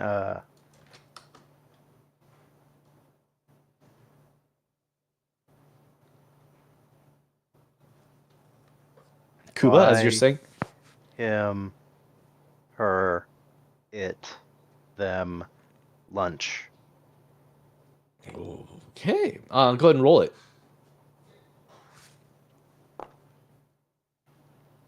Okay. She seems a little offset, but she's sort of used to your brashness by right now. Sort of the way you rub people. But she does find sound words and doctrine in helping a friend out by food. So that is good. Who's next? I will go next. Um, I think if I had a friend that was bummed out for something, I would invite them to go for a walk. Because whenever I am bummed out, I like to go for a walk and look at things. Because there's always interesting things to look around everywhere you go. Well, wise words as well. Okay. Got you on that. She seems pretty satisfied with your response. Boaz Razmi. I find that to get somebody out of a funk, what's needed is usually some sort of drills followed by a strict dieting regimen to promote physical health, which translates to mental health. One and the same. Okay. Go ahead and roll. Okay. 30. That was medicine. Okay. All right. And I tell you follow her, up? yes, as much all these things are true. A good herbal tea and some herbs to sniff are very helpful to the body and to the mind. Okay. Medicine. That was a medicine check. We try to do less of the sniffing, except for sniffing salts for those that are unconscious. But yes, there is wise words in all the aspects of medicines that we have found. She seems pleased. Last one up is Mountain Heart Clandron Chisel Rock. Claren Chisel Rock. So this gruff dwarf, redhead, beard, perception check from Boaz. Yep. Comes up, and as he starts talking, he's saying, "I am from the Stonemasons Guild, Mountain Heart, Kolarun, Chisel Rock. To you, that is." He does seem a little hard. Let's say, maybe because he's a stone master or whatnot, but I believe that rocks, they change slowly until we put the chisel to it. And then it accepts the change that we believe it to what be. We formulate it and we design it. We bend it to our will. It is resistant, but we warp it. So you guys have been rolling. Let's see. Boaz. Okay. Definitely, since he is the stonemasons guild, crafting is a little a skill that he would be interested in. He does seem like something that intimidation would also flatter him. He does seem quite abrasive at times, and we will leave it with that. So who would like to go?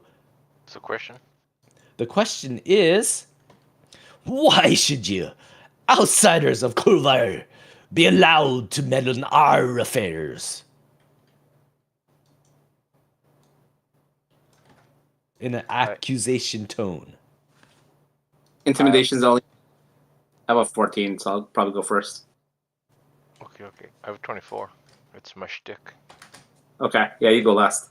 So I tell them because we're awesome, and then backflip, and then try to do a hero landing Ah, you bore me with that. Okay. with flames. I've seen that quite a many times now. Boring it is. Flatter me with something else. As he his eyes roll up.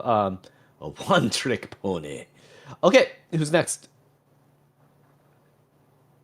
Wait, let me see. Is that a? No, that's not. Okay.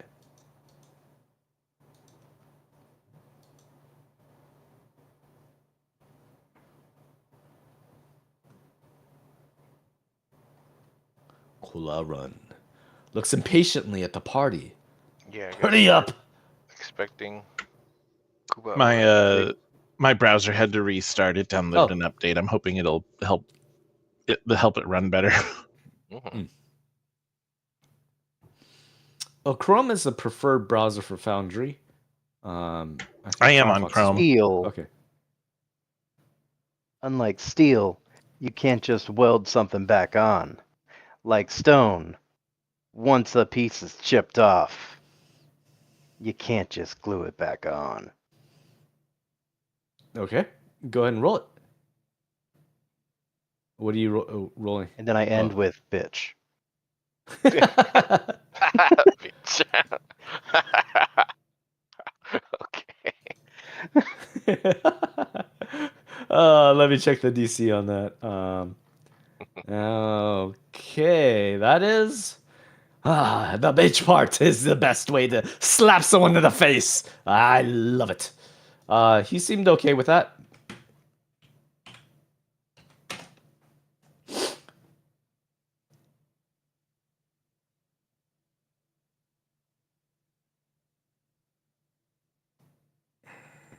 He has a sour disposition on his face as you're. Am I the only Coming one up. left? No, it's Goop and you. Do you have better than a 24? No, I only have 21. 22, I think, or is it 21? It's 21. I will describe to him all of the renovations I've been making to the fort. To sort of impress him with like defensive innovations that we could bring for a price, of course. Okay. Oh, and you had to get a natural 20. Nice. Okay. Goop will sort of like gather himself for a second, and then he will say, I've been to a lot of places, and I have been denied entry to a lot of places. At first, I've been captured, but eventually, wherever I go, it always ends up that I am the one that prevails, and everything that I do works out. So the reason why we should be here is because we are supposed to be here, and we will prevail. and will just like stare at him intently, give him that intimidating glare, Okay. No, roll a 2. You have any hero points, or are you gonna keep it like that? I don't have none of those hero points. I spent it before to reroll a 2. We've been Okay, let me playing for see. almost 2 hours now. This is true. uh, let's see. Yeah, okay. Let me give you guys hero points. We will roll it with that. Let me add one to your characters. So do do do do. I'll Okay. spend it right away. And I will reroll on it. Didn't want to do that. The other way. It's meant to be. It's meant to be a 2. Okay. Intriguing. That glare was a little too long. Started getting me a little worried there. He sits back down. He still has a sour face on his brow. Let me see. I'm totaling these all up. The council sits down. Each one has sort of given a challenging question to each one of you to see how you react and respond. They are looking for things beyond just words. They're looking for your ethos, your soul, your what drives you, what pursues you, and how you influence each one of them. You get a feeling from this court as they conclude the question period that they are satisfied with the answers you have provided, that they are they're able to look past you as being strangers in a strange land to being somewhat dependable, and they can ask upon you things to help fortify or strengthen this clan, this city that is in the midst of just an undead, ruined area. Um, let's see. We're also an entire group that they never have to kink their neck up. That's true. Cool. Let's see. Other than that, the council members feels as if they've gotten a good judge a character on each one of you. Um, uh, Kola Run, Chisel Rock, that is the Masons Guild, is the last to leave the room. He sort of looks back with a harsh look, a hard look at each one of you, and then turns around and walks out of this room. We have, let me see, uh, Parjil, who has remained in this room, seeing each one of you answer, is sort of reinforcing the beliefs she already had of each one of you as she just met you, but you went through the exploits of the party about defeating the Slipmaws and sort of your dealings with that ghast. So she has a good feeling of what the party's like, and your answers here confirm some of the beliefs that she's had. She is going to dismiss herself out of this court as everyone is starting to leave. She has rounds that she has to do in terms of keeping a watch on the streets out there. She did detour from that, but for a good reason to bring you to this town. As they are leaving, the lead speaker, which is the top left, which is Kelda Hulrig, the one who seemed open and more warm to the party ever since the beginning, has been lost in thought. And she comes back into the party, and she comes to you guys. There are still some guards, some dwarven guards in this room, of course, but she comes to the party to ask something of you. And she's like, it's gonna be a while for us to truly have trust in outworlders. It is hard for us dwarves to put our faith in something that we is not one of our own. We do not make rash decisions in accepting others. But I believe that we can trust you, that your words are true, and you do have a good heart to protect the interests that you may have in the city, being close to whatever method of transportation brought you here. We believe that we might be able to trade in future times when the threat of undead are not so close. We do ask, I ask upon you, a small favor, if you may. And she looks towards each one of you to see how you guys are reacting. I Okay. I hold up my hand and put out my index and thumb, and I like crush them together, emphasizing small favor. When she mentions method of transportation, Razmi under his breath is just like patent pending. hmm Um, okay. Anyone else? Oh, yeah. I mean, I'm generally helpful. I like helping people. Okay. I'm I sure we nod can this- come to some sort of agreement. A small task I have for you is did I get this wrong? Oh well. She'll have a few tasks. But the first is just Oh, more now of it's a plural. uh, the first task is something more to help you understand the city. And what better way can you understand our dwarven city by visually inspecting the dwarven wall, that which keeps us safe. I ask upon you to spend the day looking at our walls, both interior and exterior of the city, to see how grand of a city this is, along with how well it's protected.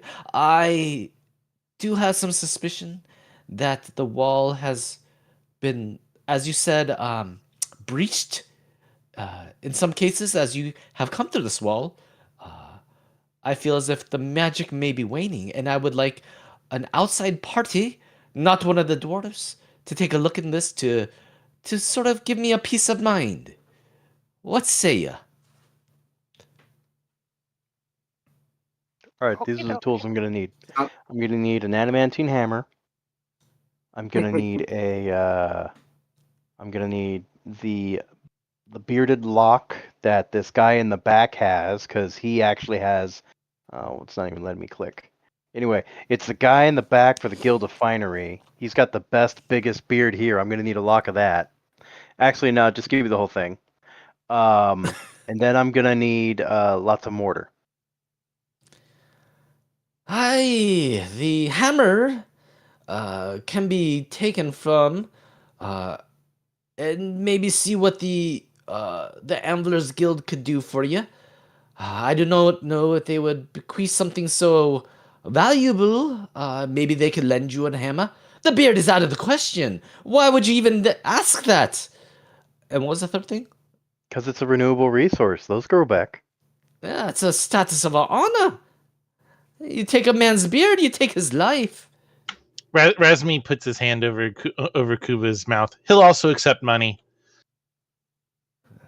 As I said, the hammer adamantine in nature can be acquired by the Anvilers Guild, which I am part of. She thinks about it. Tells you what. What? By what nature would you need the hammer for? So I can check the strength of your wall. Interesting concept.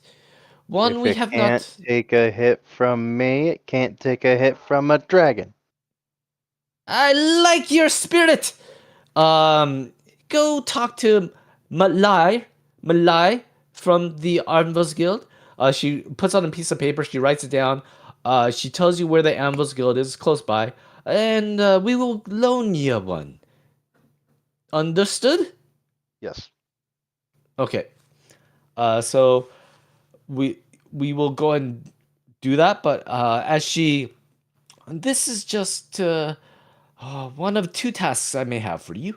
There might be more in the future. But what better way to know our city than to examine the wall that gives it strength? Any questions? So you want us to find the people that have broken into your city, because you suspect that already, and find where they broke into.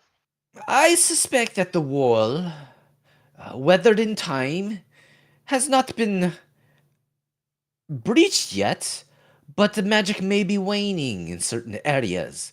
I would like for you to let us know if you discover any loose. I'd hate to put it against the Archmage Homgar. He has assured us this wall is perfectly sound, but I have my doubts. I would like someone beyond the dwarf to confirm if my suspicions are true. So there seems to be some untrust between certain clans. Either she's brought this up and it was put down, or neglected, or not put in priority. But she thinks that this might be something, and she's going, seems to be going a little bit behind the guild's back on this one. Mhm. And she wants a impartial third party such as yourself to weigh in. The wall has not been breached, but she suspects that it might be weakening in certain areas, to which she doesn't know yet. And she wants to Okie see if her dokie. suspicions are confirmed.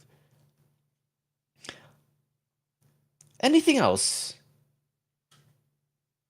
When you finish with your wall task, please meet me back here in the assembly hall. She wishes you good day. She exits the room. The guards, there's like 4 guards stationed in each of the corners of this room. They stand and watch. You have a paper with a person's name on it to get the adamantine hammer to borrow. Do we need to have like ID or something so that people don't just assume we're here without Uh, permission? as Badge she's of leaving, authority. she's like, Outworlders are rare to come by here. I'm pretty sure most of the town has already picked up on who you are, and we will give reports of your names to each of them. And hopefully, since the council has found you honorable, that they will follow suit. Okie dokie. Bid you farewell, thank you, and report to me anything you may find. Me alone, not to any of the others. Okay, where do we find you? I will be in this Adventurers Guild hall, which is this area right here. There's some separate rooms outside the main hallway that you're in.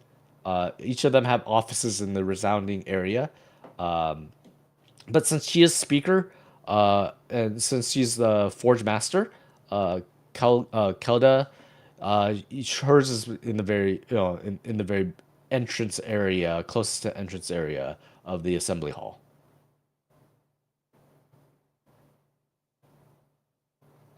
Okie dokie. Okay. So Kuba, you go to the Adventurers Guild, and you find Malrid, whatever I gave her the name of. You pass the note to the person at the guild hall entryway desk. Note. They look at it without a question. They pull out from underneath the desk a adamantine hammer. It's a crafting hammer, not a war hammer, not a weapon, but this is used to pound even the hardest of metals into submission. And they hand it right over, slide over the desk, no questions asked. And it's like, anything else I can help you with? I put it in my pocket. And then I think we have a bunch of shit to sell. No, we don't. No, we don't. We haven't gotten anything. Yeah. The Gugs didn't have anything. They had nothing. Nothing. You could grab a meal before you exit out if you like. Oh, that would be good. No, we'll eat what we kill. No, I want to eat something here. See if their Everything's gonna mushrooms taste are like different dirt. than my mushrooms. Yeah, Um, I've eaten dirt before. Dirt's good. each of the guilds has their own commons. Oh, yeah, here, fix this. I have Which- them repair my shield. Services for that. He looks it up. What does it cost to repair? Like 5 silver? Sounds about right. Non-magical. Is it magical? It's magical. It's like a dragon shield or something, right? Oh, that dragon No, shield. I got rid of that. I have a fortress shield. Okay. Okay. Um, Uh, think it's like 10% of its cost. Which you actually, let me close this. I can look at your character. It has a cost associated. If you want to look at the repair cost, that is 920 gold.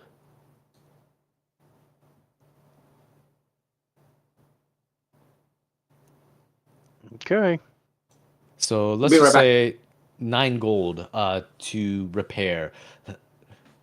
He's looking at it, he's like, "Ah, wow. Yes. This I would call a shield. Not the greatest craftsman, as you can see. No wonder it busted that way. It split right down the middle, it did. He's looking at the craftsmanship, but I can fix it for you. Give me about 10 minutes. Quick repair job for him. He gives it to one of his guildmates. They quickly pound away at it, return it back to you. Minus 9 gold to you, and you have a repaired shield. Okay. Might I interest you in a dwarven craft one? Much better quality than that. No, thank you. Okay. Be amongst yourself, but if it splits in the middle, you know why. It's not my craftsmanship that fixed it. It's the intrinsic value of the shield. As he sort of hands it back to you. It's not about who made it. It's about what it's made of. You're not a dwarf. You talk silly. And you're not a goblin. Anything else I could do for you?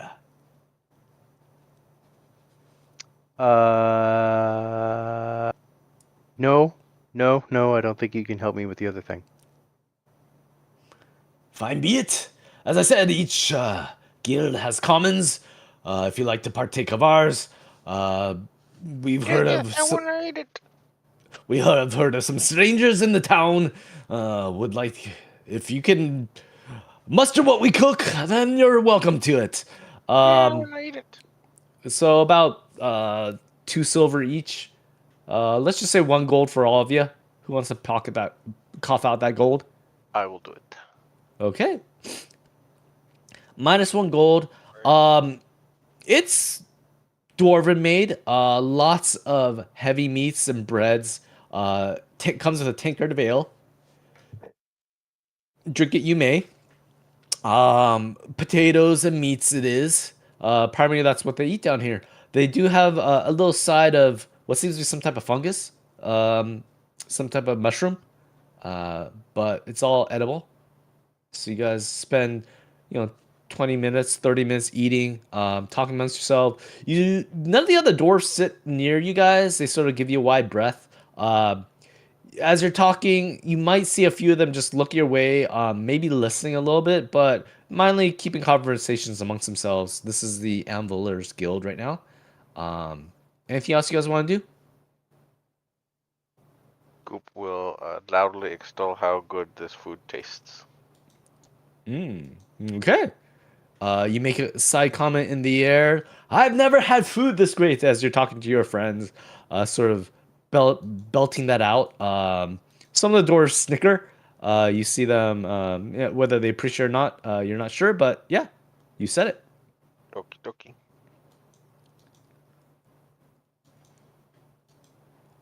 Anything else? We're good? Okay.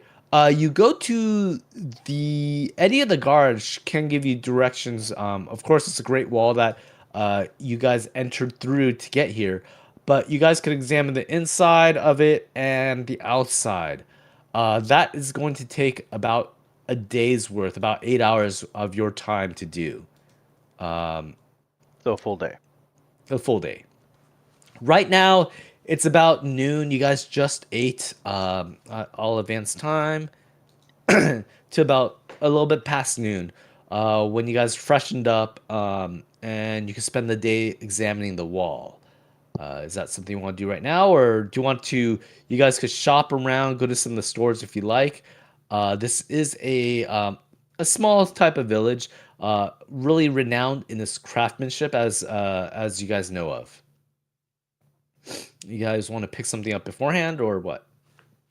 I'm good for now. Okay. You feel as if this is a level 5-ish town in terms of items that would be available to the party. Way below your power play that you're at right now. But they might have some scrolls or spells or potions if you need it. Okay. Why is that not surprising? A Pathfinder 2E AP that doesn't want you to be able to upgrade your gear. Yeah, you'd have to send stuff to Absalon. Unfortunately, is a workaround that I'm thinking of. But Unless, gives you a Saphir fight that requires you to have adamantine. uh huh. Okay. Uh, any visit to the temple that's needed if you like. You can restock on potions. They'll have most of the lesser to minor ones as well. Anything else you guys want to do, or anything you want to do in this town before you guys spend the day checking the walls, walking I, up w- and down? I want to go Hey, to Goop, the get temple a and bunch of plus. Oh wait, you have. Darn it, you have two-handed weapon. yep. Am I doing? He was talking to me, but I want to Oh, go to the temple and check and see what their Lamashtu shrine is because he says that they do have Lamashtu worship down here. they do have some Lamashu worship. It's a smaller following than a temple. There might be like a side altar dedicated to Lamashu. Definitely not a temple. And it might be just people passing by giving their some alms or dedication to the statue of Lamashtu, asking her for her blessing to keep their family safe. You might be able to, if you look around, maybe find a few people that might have some type of inkling towards Lamashtu. If you wait around at the shrine, you can see if anyone drops off any coins to talk to them. Maybe they meet in a cavern somewhere else. You're not sure. Mm-hmm.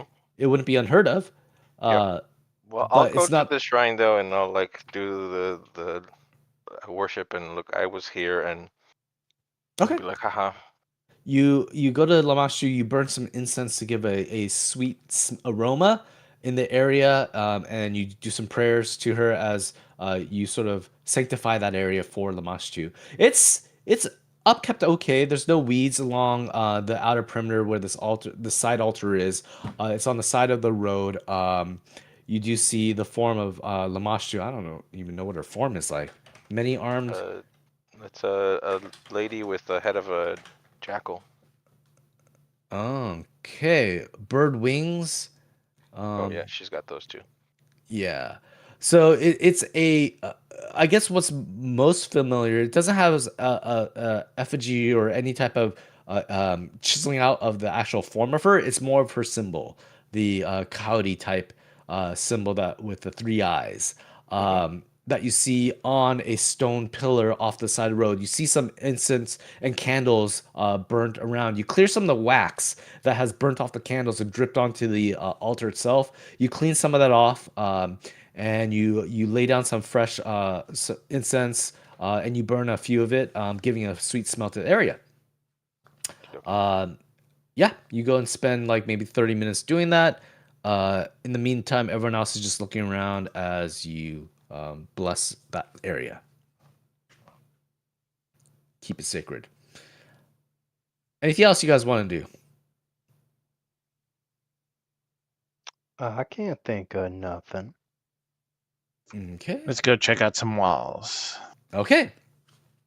You guys spend the day alongst the inner wall, which is about 3-4 miles easily, uh, going through the alleyways and the buildings, getting to the wall. Some of the buildings are connected to the wall and whatnot. How are you checking? Crafting? By our Okay. crafting skill. So to the applicable How skills. well? Tell us about the wall. Like, how high is this bitch? How thick is it? What is it made of? Well, yeah. Yeah. She also wanted us to check the magical protection of it, right? Yeah. So I So don't know. for that, the wall is pretty much contiguous. It is a dwarven stout wall, probably about, you don't know how thick it is, but it is tough. It is stout. It's probably about.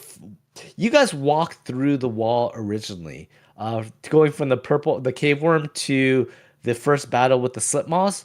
There was a broken fissure in the wall that you guys walked through. For a medium-sized creature, it was tight, but for you guys, since you're small, there's just a bunch of rubble, and that was about 5 foot in depth. There are wards on the wall, both with, what you saw near the slip maws and over here. So there's the same attributes of the wall is surrounding this city. This city, the wards seem to be intact. You would need someone with arcane knowledge. I'm not sure if any of you guys do. Do any of you guys have arcane knowledge? No. I have Arcana. Arcana? Okay. Need me to roll Uh, Arcana? you can Maybe so Thor. for this check, you're gonna do you're gonna make a check for the day, and that's gonna be either Arcana or crafting. The crafting check, I would say, would be a little bit easier for you guys as a party. You guys can aid in this check I that would you're rather gonna go do. with crafting. Okay. So you're spending a day going inside the interior and exterior of the wall. You're taking measurements. You're looking at it. You're seeing. You're clearing debris and seeing if there's any fissures or breaks. You're looking at the magical wards, and even though you guys aren't particularly have an affinity for arcane arts, you can see that the wards are still in place by a glow that's resonating, a blue pale light that is resonating on maybe every 10 feet of the wall. Um, Kuba takes out his hammer. It's like ting ting ting, ting ting ting, trying to get the echo off the wall to see if there's any broken areas or if it's weak or anything like that. So let's go ahead and spend the day, and I will need one of you guys to make a crafting check for this. I have a plus 18. Well, Plus 21. okay. How does Oh, you aiding work? How does what? Aiding work. So you guys would roll a similar DC, or no, actually this is on class DC. Let me see.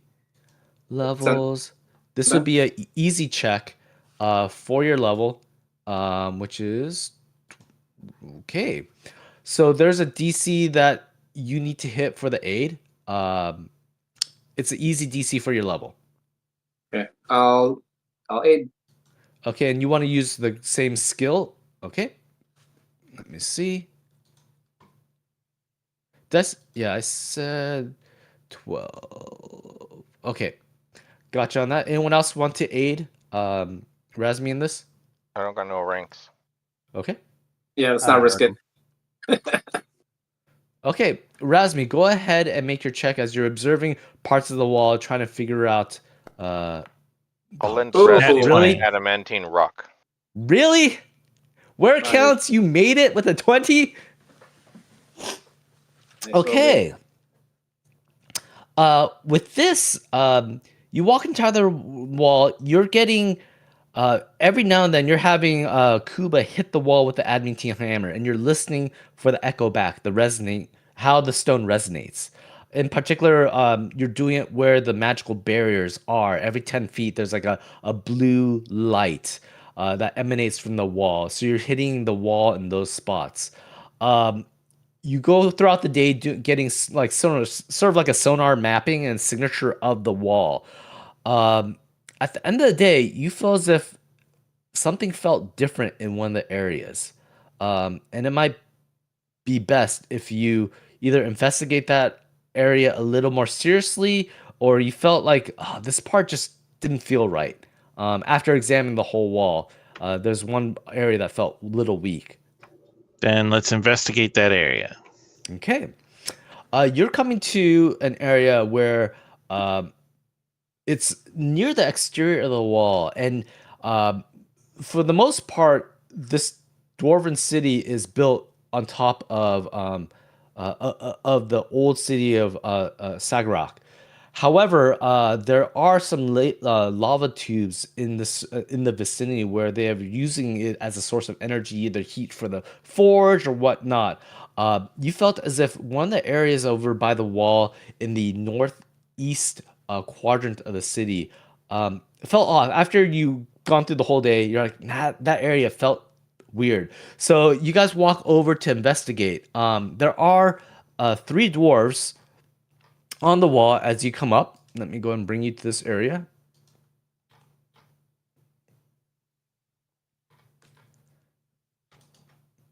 Okay, you guys come up out of the stairwell. You come arched, elevated towards the expanse of the city, the ruined city itself. There is a fortified position, and you see three dwarves at the ramparts themselves on the wall, about 15 feet up. There are ladders going up the ramparts. But as you're doing your every 10 feet, taking a reading, you felt like near the main gateway of this wall is where you felt like the magic was either not as strong or the actual wall didn't resound with the same frequency as everything else was when you have Kuba pinging with the adamantine hammer on the wall. I'm not even checking for weaknesses. I'm just trying to put dents in the wall. With the adamantine hammer, you're able to get some sizable chunks out, but mainly the echoing back is what you're looking for.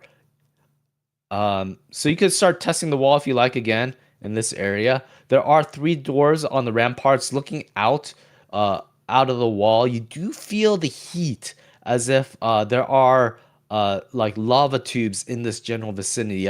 You're starting to perspire and it is getting a little hot. This is an open air wall. The cavern, the mountain wall is actually behind you, but there is a wall area right here of dwarven make. Okay, I start investigating the wall. I'll go Okay. talk to the dwarves. Okay. You Razmi probably need Kuba with the official hammer as he goes. I'll give Razmi or I'll give Boaz my adamantine rock. Okay, you give him rock as well. Goop, are you gonna go up on the ramparts? Or are you gonna stay down there? I'm gonna go up on the ramparts and I'm gonna Okay. talk with them. Explain to them what we're doing, and so that they don't just look at us like weirdos that are hitting the walls with hammers and stuff. Fucking weirdos. The dwarf on the wall is, you've heard of ya. This is the second time you've been here today. This wall as stout as it come. My father's been owner of this section ever since I was a wee little lad.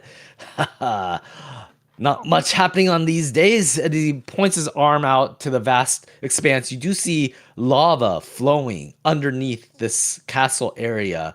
There's a river of lava that goes underneath a bridge, like a moat bridge in front of this wall itself. There is doors, double doors. They're sort of closed right now. Both sides are closed. They basically keep watch for anyone coming, and they'll open the gates as needed. This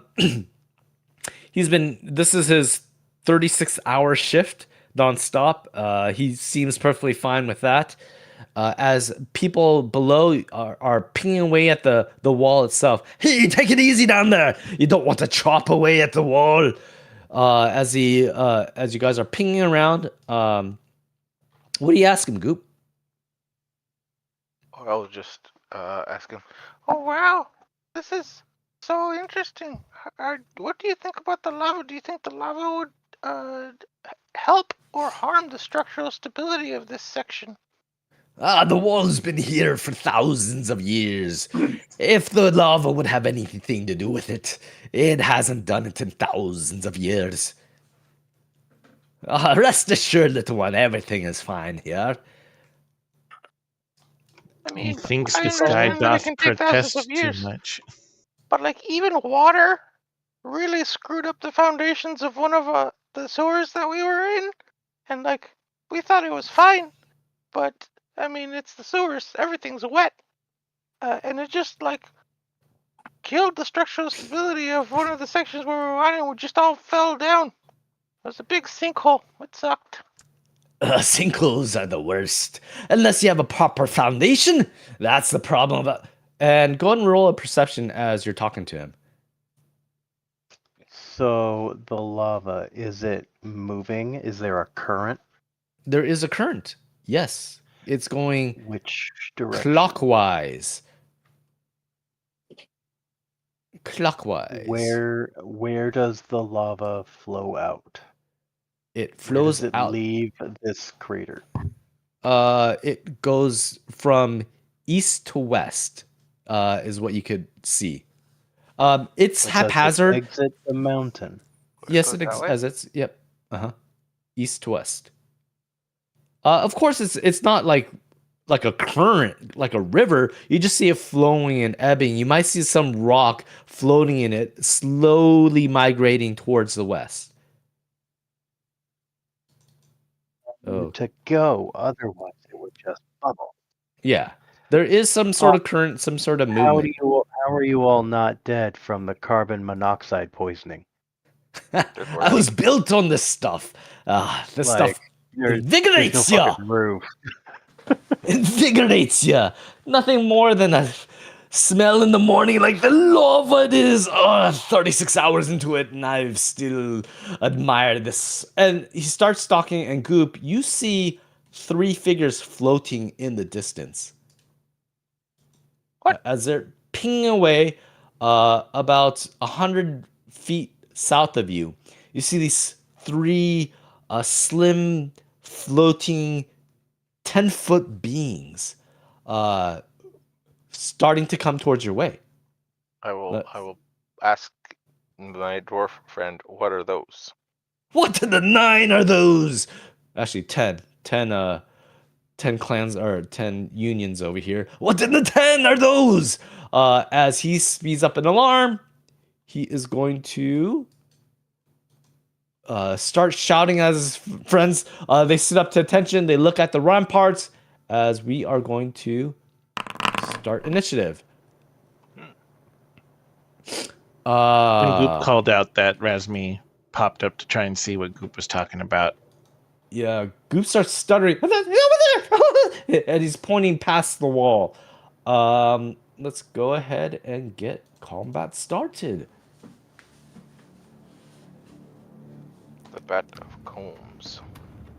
Okay. They are going. It's going to 3 action. Come to the very edge of the rampart of the wall itself, floating up to the 20 feet that you guys are at. And you see this beast. He's when combat starts, I get to attempt to identify it. okay. From where you are, I had you guys at the bottom of the wall hitting it as he was talking up there. So let's keep you down at the base. You guys were examining the wall. From there, you don't have any purchase to see what is coming up, so you're just hearing a description of what Goop is saying. He's saying these flying, large, nightmarish, what seem to be undead creatures. They were too far away to yell at. As one drifts forward, you could yell something if you like. That's pretty permissible. No, for my initiative, my ability to intimidate things. Oh, as he's getting closer, you start yelling at him. Do you want to intimidate one? Sure. Okay. I will click on him. This. And roll to intimidate, maybe.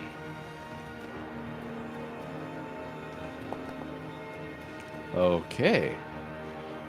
You start yelling out at him. Do you have the language barrier one? Like, I have intimidating glare, which lets me ignore Okay. the language barrier. That is against his will DC, which is I yell mostly for effect. okay. You see that his eyes glass over. He doesn't respond to what you said. Has that happened? Anyone else have any riders on initiative? I Okay. rage. Well, Okay. no, I shouldn't rage. I won't rage. Goop, it's coming closer to you. It is out of reach from the rampart. It's about 25, 30 feet away from you. 20 feet away from you. It is floating up in the air as you are 20 feet off the ground. Oh wow, it's like a ghost. It has a corporeal body. It's not like a spirit or anything like that. But it is floating. Hovering eerily. Hovering. I am going to cast Bless. And I will begin blessing Okay. in my generic area. I drag the aura onto Goop. Okay. There we go. The dwarf next to you is all of a sudden you see courage rise in his face as you do that. Yes, this is the blessing of Lamarstu. Okay. And then Big I mama will lama lavastu. cast shield because I can't reach it. Okay, gotcha on that. It is another one of these denizens. The pale one floats towards the party as well. Gets about there, and it is Rasmus' turn as you hear the dwarves going, "Ah, what is that?" As they start calling out. You hear a commotion up on the ramparts. Okay. I'm going to climb up to the top. This is Now that called I'm out up one here action. and can see them, may I make my identify check? Yep, perfectly fine. Okay, that is. Did that roll lower warfare? I see the I can warfare. remember. Yep. Okay. Against these guys, yes. These are undead. They're not spirits. They are corporeal. They have a body. They seem typical things with undead. They do have the void healing.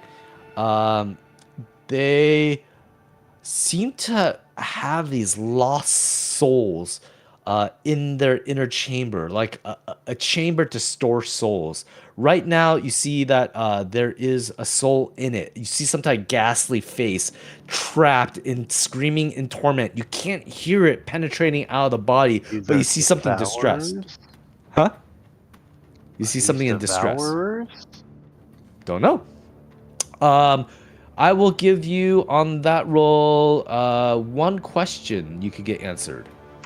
Do they have any weaknesses or resistances? Like anything that interacts with them in a particular way? Nothing more than what the common undead would have, which they're immune to, as you would probably know by now, death effects, disease, paralyzation, poison, spell deflection, and unconsciousness. They're immune to those. Sicknesses will still take part. Demoralization will still take part.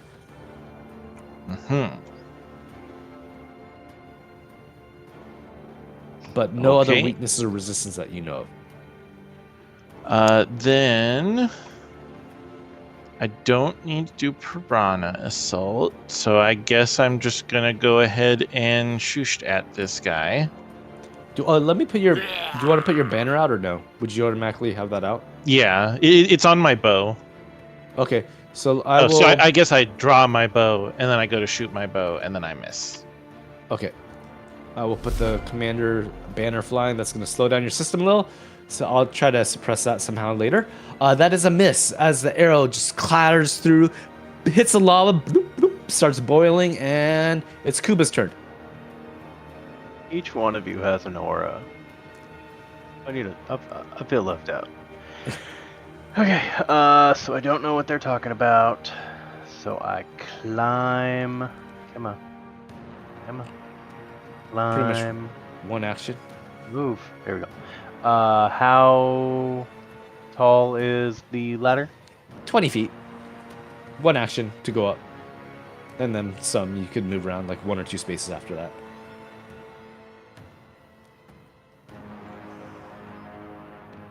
Gets me there.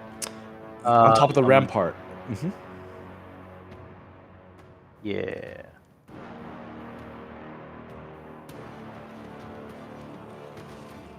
Second action.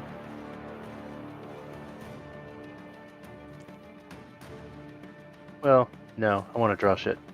I jump off. Yeah. They To are them? floating. Yeah, are they appear to be floating up to the top of this wall. Yep. You could renege that if you like. Okay. Yeah, I'll move over here. Okay. Move there, You and I will intimidate one. okay? The closest one. Yes. You did more than a 35, I think.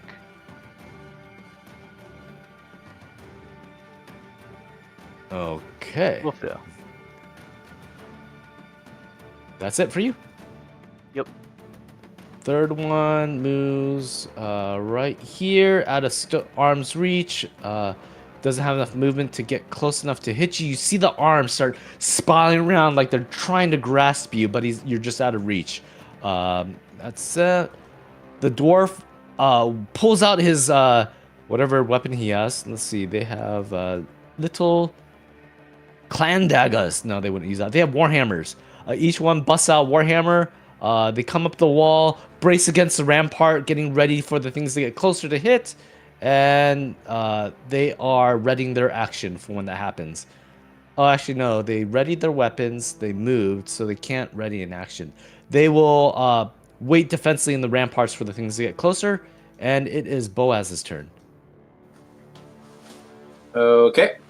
So, is this the only ladder over here? Or can I There's just- another ladder on the other side.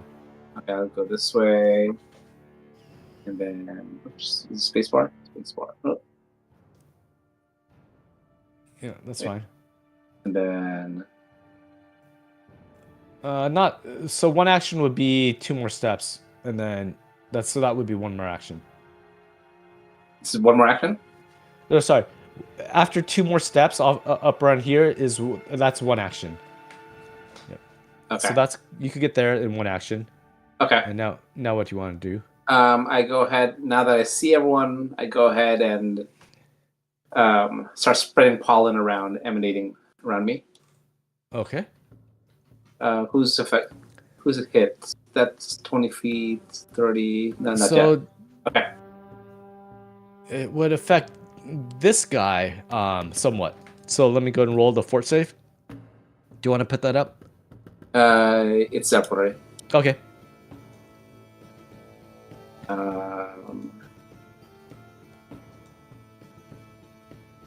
Okay. Your pollen comes up.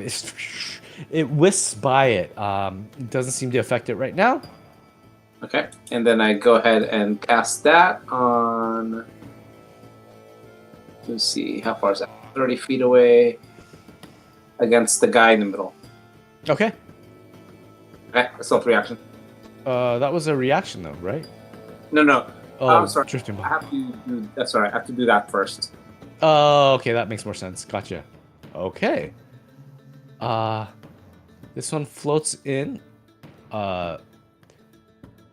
He is maybe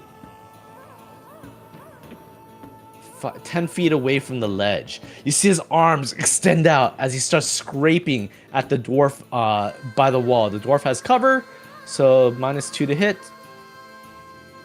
Is going to be an attack. And I got a natural 20. That's not going to be good. Oops. Let me do that. Okay, sorry, that wasn't the second one, is it? 44 points. You see the dwarf. The arm goes right through it, and you see it start sucking the life.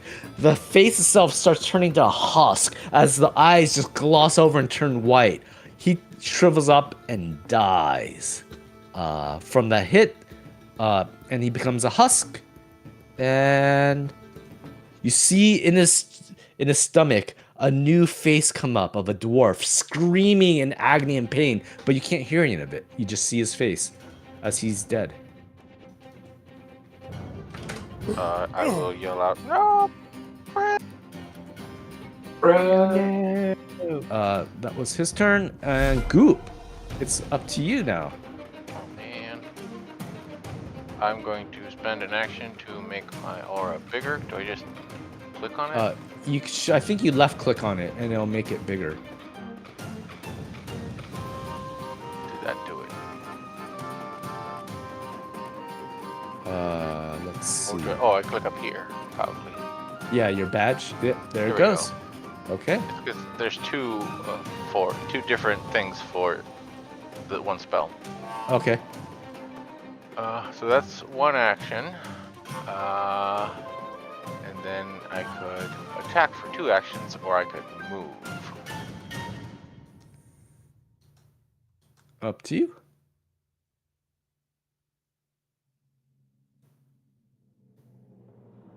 Eventually my aura will get bigger. So I will just...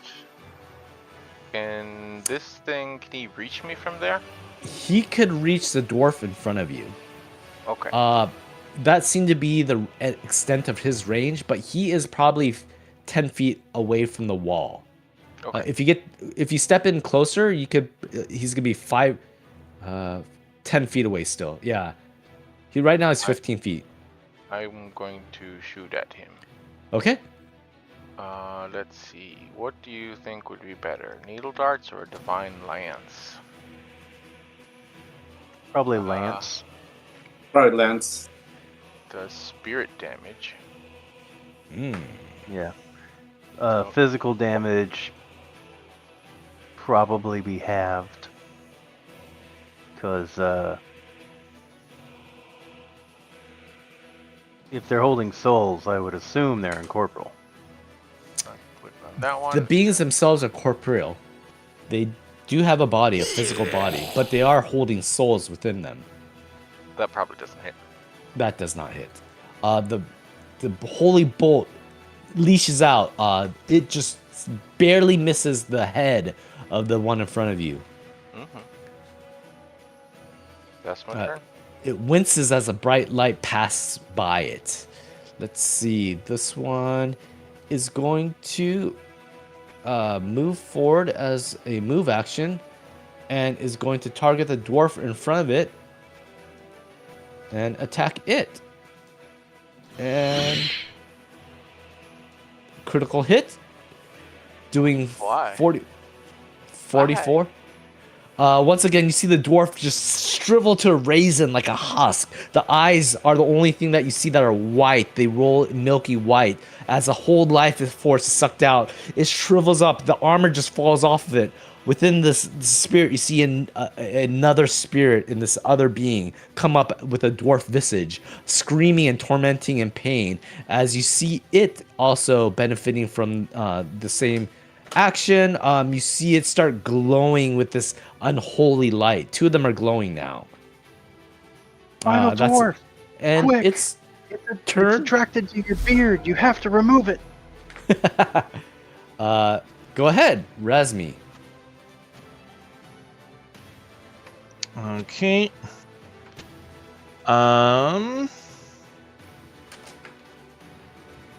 Is anybody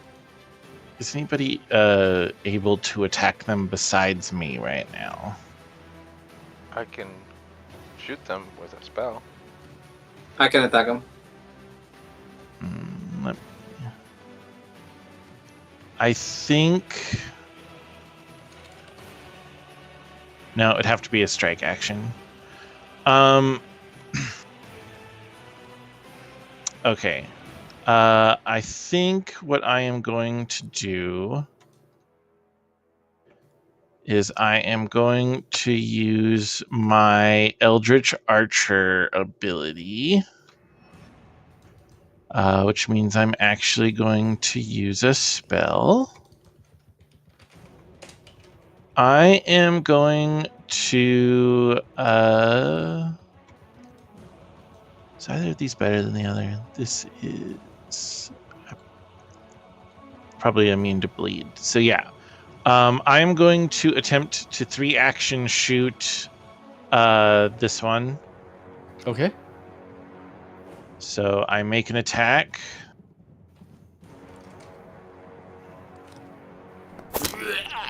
Okay. It's a hit. That's a hit. So he takes my normal shot damage, Okay. and then he takes ignition damage, which is another Fire. 16 fire. Okay. The bolt flares up as it hits him. The arrow. He starts screeching in pain as it comes out. The soul within him also screams in pain. Yeah, you did some damage. That takes 3 actions, so that's the end of my turn. Okay, Kuba. 3 actions.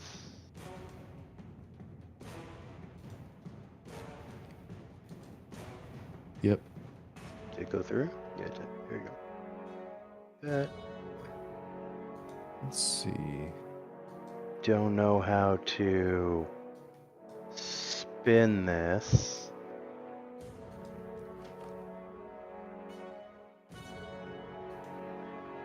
Control and mouse roll your mouse button.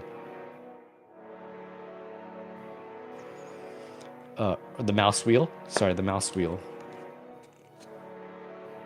I already placed it. And it's not letting me delete it. No, you could just hover over the symbol, can't. the rule. Yeah. Here, I'll do it. Ruler. The ruler measure controls.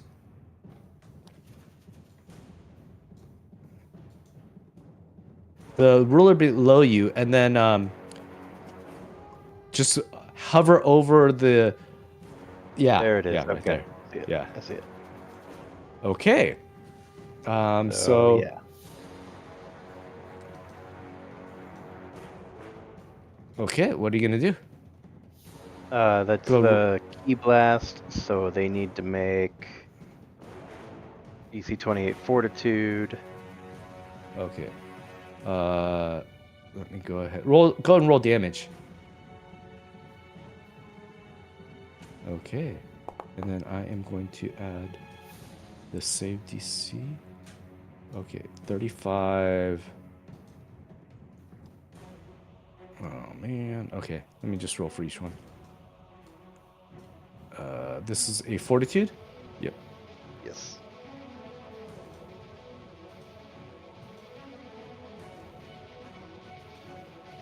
So against 28, those are all successes.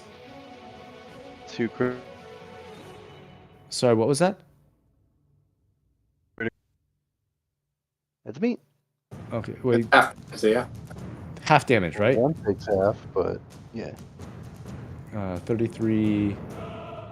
Oh, okay. Yeah, one takes damage. The confident one takes half. Okay. Oh. Okay, let me just restore those.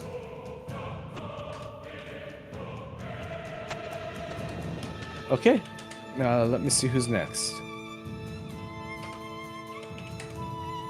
That brings us. The third one is going to come up, and he is going to aim at Kuba with his claw. He's going to try to attack you. Ooh, that's a critical hit, doing 52 points of damage to you. And I need you to roll a fortitude saving throw on that. They're not immune to void damage, right? They probably Um, are if they're undead. Or you'd be healing them. They reach out to grab you. The claw pierces right through you, and you see it start trying to leech away, but you're and you shift off. The arm disconnects from your body. You're not affected by the rider effect on that. That was a move and a hit. He's gonna hit you one more time. Second attack is is a hit. I rolled high on that one. That is 27 damage. And I need you to roll a fort save again.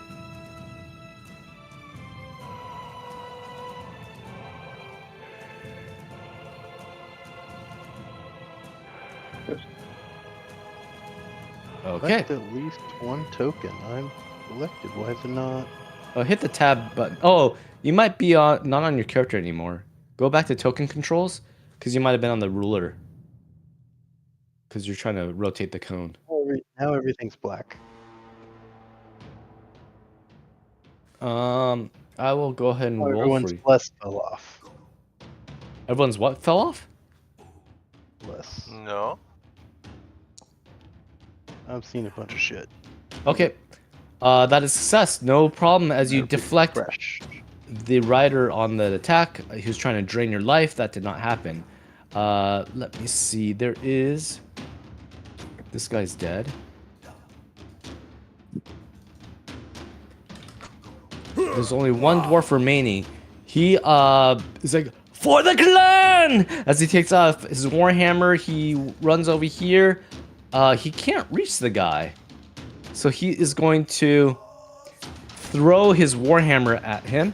Improvised weapon, thrown, and he is going to try that.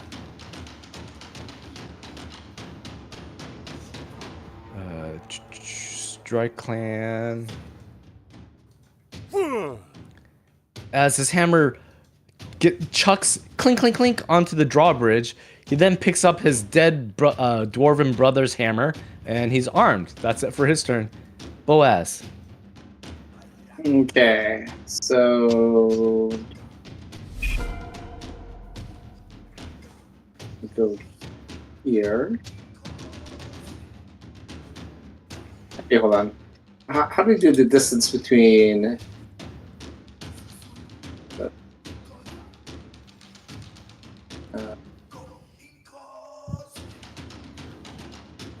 What is the spacebar to lock it and keep on moving? I don't know if you can do that with the rule movement. Yeah, I think it was a space. Oh, it fell. Well, just. Oh no, space doesn't do it. Yeah. I know I can do it. It's within 20 feet of that guy, so I can do it. Basically, Okay. I want to. Get off the ruler tool. Yeah. Okay. Okay. So I will. Actually, first off, can you have this guy do the same throw? Let me see. The one is going to be this guy. Yep. For Fort that. saving throw. That is a success. Okay. Flying flame for those two guys. Okay. Go ahead and.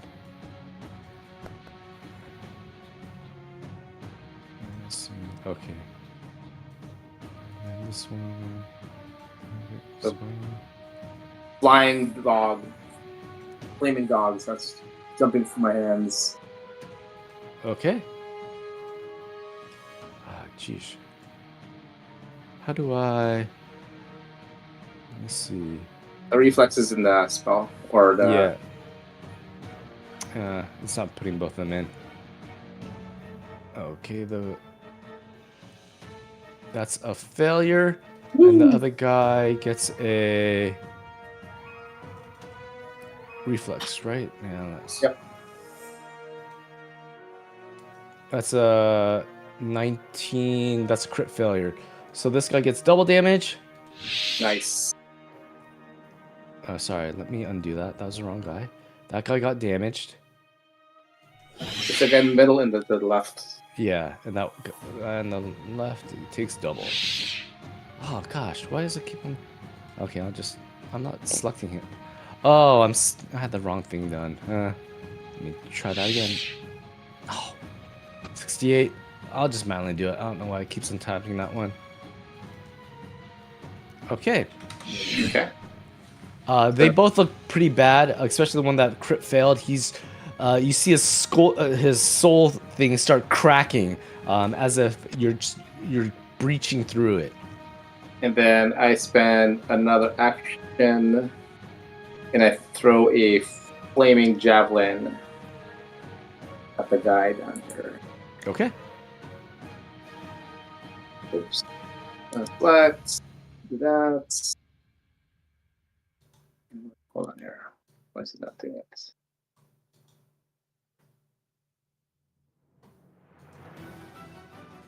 Huh? Something changing the.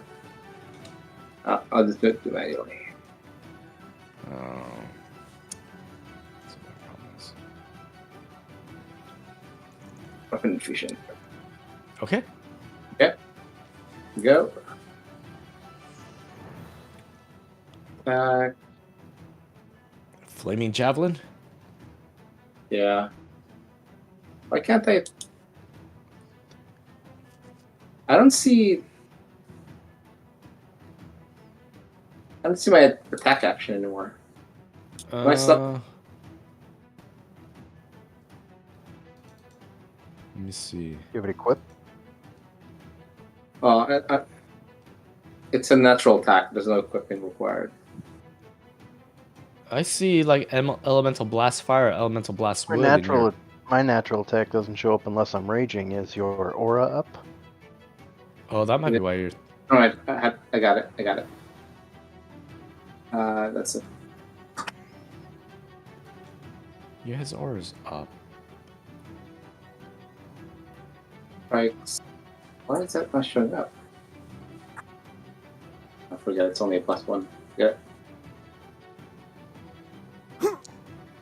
And with the one, it doesn't matter. Woo! Okay. I'll hero point that. Okay. Reroll hero points. That's a 32. That is a hit. Sweets. 11 points of damage. Okay. Did a weakness hit him? It did 11 points of damage. Oh no, it did not.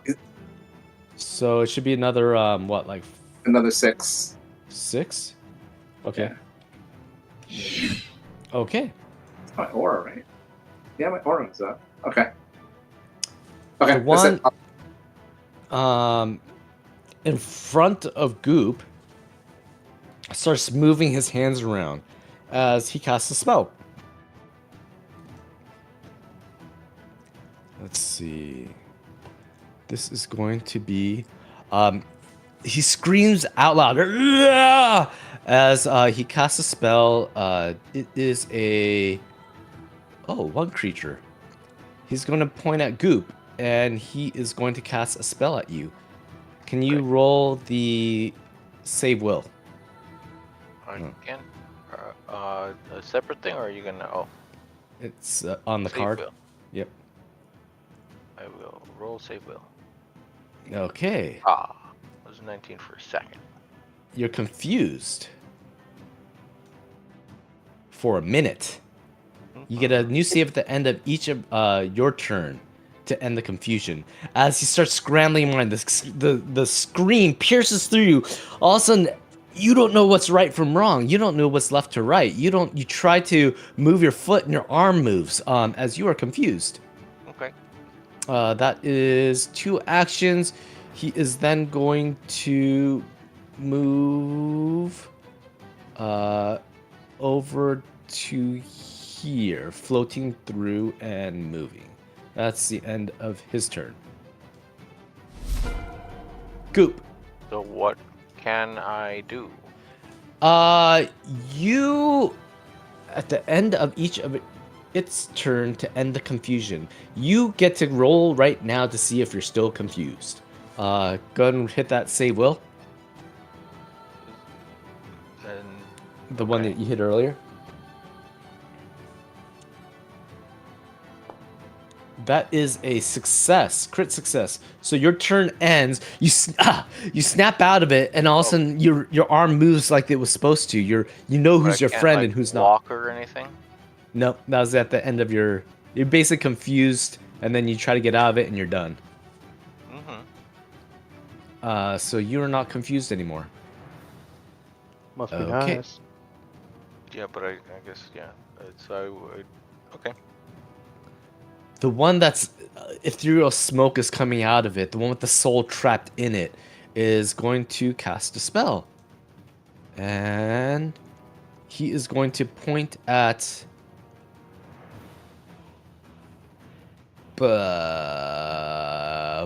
Boaz and do this. Oh no, there's a dwarf in front of him that's alive.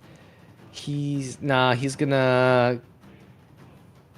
and hit the dwarf in front of him. That's a crit hit. Same thing happens. The guy turns into a raisin. As his soul is sucked out of him, another ghostly visage comes into the chamber within the middle of this undead beast floating in front of you. As that guy dies, and that's the end of his turn. As he spends all actions devouring that person. Okay, and now it is Razmi's turn. Commander. Okay, well, this one that's kind of sneaking back. Oh, Andy, did you have him roll for his saving throw? Let me do that right now since he ended his turn in your space. Success. 34? Yep. Okay. I am going to do the Arcane Archer thing again. Okay. The fiery one? Yeah. Oh, Nat 20. Nat 20 to the one. Ooh, nice. Oh, that's Nice. gonna hurt. So This he guy's takes had that, 2 crits on him. And then he takes... he And technically he's takes burning. double this. So do I double? Yeah, there wasn't it didn't give me an option to do crit damage. No problem. That is enough. He self-immolates, turns on fire from the inside out. The husk falls to the ground. You just see embers, like a newspaper, when it's burning in the wind, just slowly float to the ground as you burnt him to a crisp. Crispy. Self-immolation. Kuba, what would you like to do?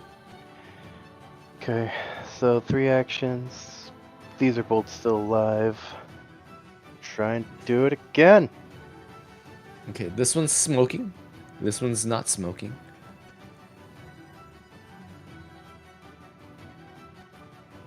Both of them need to make a fortitude save. Okay. They will make a fort save. Let's see. And Both roll crit successes. They both roll. you get to Yeah. there's no He doesn't have a attack of opportunity. Okay. So both of them That's dodge out of the way. me. That's 2 actions? Or That's 3? 3 actions. Okay. Okay, this one south of you is going to attack you, Kuba, again. Let me see something real quick.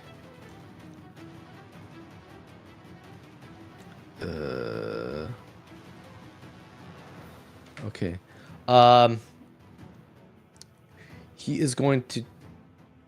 So, this says when the creature touches a creature in reach, dealing some damage, a basic fortitude save.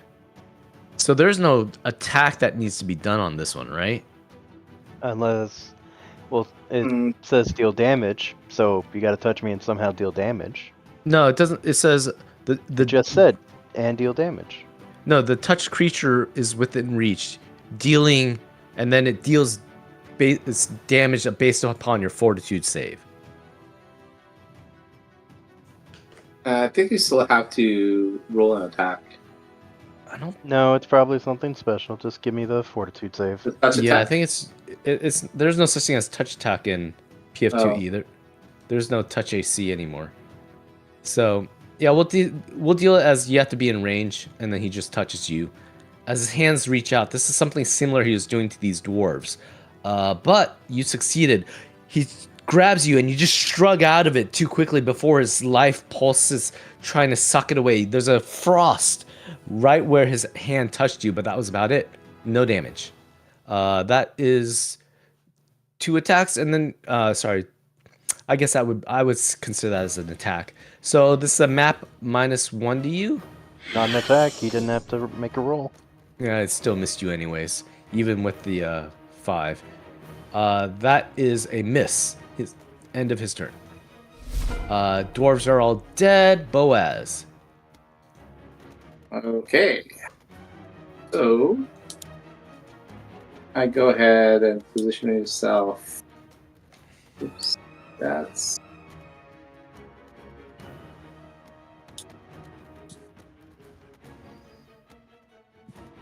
okay. Okay. That's one So you're gonna try to get all three to. Okay. All two. There's only two guys left. Oh yeah, that's right. The other one is a Krispy Kreme. Fortitude on the bottom left is a critical fail. All right. The Ooh. bottom right is a. Can you put the card up for that? Sorry. So that is a success. So the one that's already damaged is critical failed. He is going to be sickened 2 and dazzled. Okay, one action move. All right, and I will go ahead and send a flaming dog jumping at the guy to the left.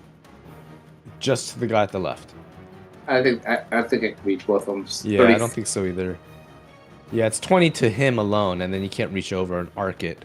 Okay, as he does a basic reflex save, go ahead and roll damage. Okay, and that, and this guy is... Oh, not Cuba.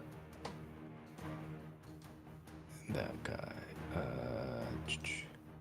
He is going to roll a success. So he takes half damage of the 31. Yeah.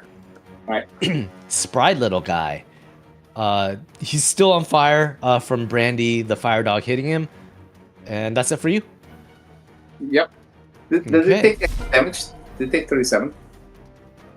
It took half of that, which is 15, and then I'll add 3 to it. Because it's half of the 6. Yeah. I don't know why he doesn't have fire damage. Be The automatic. weakness.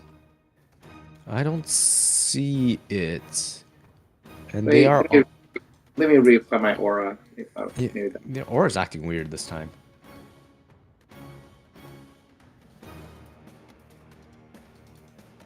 I don't see that thing hitting him. Yeah, I Oh, don't you know see what? it either. Height. I think it's the height. Oh, let me increase you to 20. No? Oh, yeah, that's why. Okay. I was wondering about that. All right. All good. Oh, good to know. I'm putting everyone at 20. Yep. Okay. So it is Goop's turn. As you snap out of the confusion. Oh, my friends! I'm going to spend an action to increase my size. Okay. Bless. Then I'm going to move 20 feet, which I realized I... Let me move these dwarves out of the way. So that you can move into the space. You can actually come up closer to the wall one if you want. Up to you, though. But you know that the dwarves just died, so the reach is probably right around here as well. Yep. I move here. Nope. Koopa's out of it anyway. So I'm just gonna move 20 feet to there. Blessing everyone. Lama Shu's area of influence grows. Except Is for Koopa blessed? No. Koopa's go- not blessed. Can you go further? If I spend another action, Oh, never mind. I am small and not fast.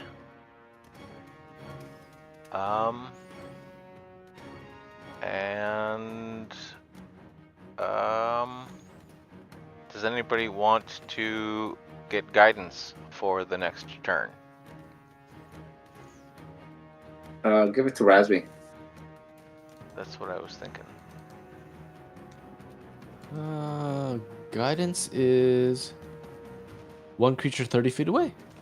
Yep. Okay. Razmi, you are guided, which means you get a +1 status to the next attack roll. Okay, that's it for you. That's it for me. The one that's injured, south of the wall, comes up closer to.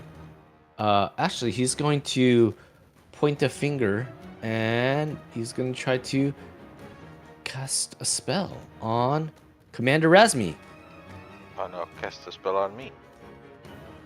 Nope, Razmi it is. It is confusion once again. So I need you to roll a will DC on the card. That is a critical success. Okay. And he's going to then he is going to move this way. He's already sickened, I think. Yep, he's already sickened. And that's the end of his turn. Razmi. Okay. I am going to do my 3-action shooty thing again. Spend your guidance. And plus, oh, that's a crit hit. Ooh, perfect. Yep. A solid hit on him. Oh man, you are getting crits. You crunched the other guy. Oh, and once again, the ignition is gonna take him out. Oh, look at that beefy sound. 36. No. let's see. I was seeing if I rolled an attack roll, if it would let me do the crit damage option, but it didn't. So Huh. Interesting. it's just Double that. double that. Yep. That is enough. Once again, this one with the 2 souls in it bursts into flames. The souls screech as they sort of dissipate out of the being. And he falls to the ground like a husk. Okay. That is my turn. Kuba. Rage. And then 2 actions to throw my dentures at him. Okay. I didn't target him. That's a hit.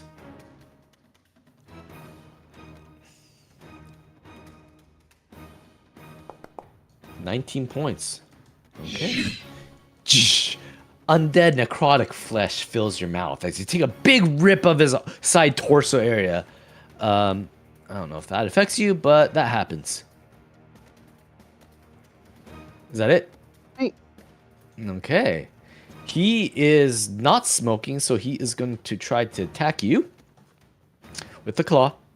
Oh, no. He is going to do his Devour Soul ability. I need you to roll a basic fortitude.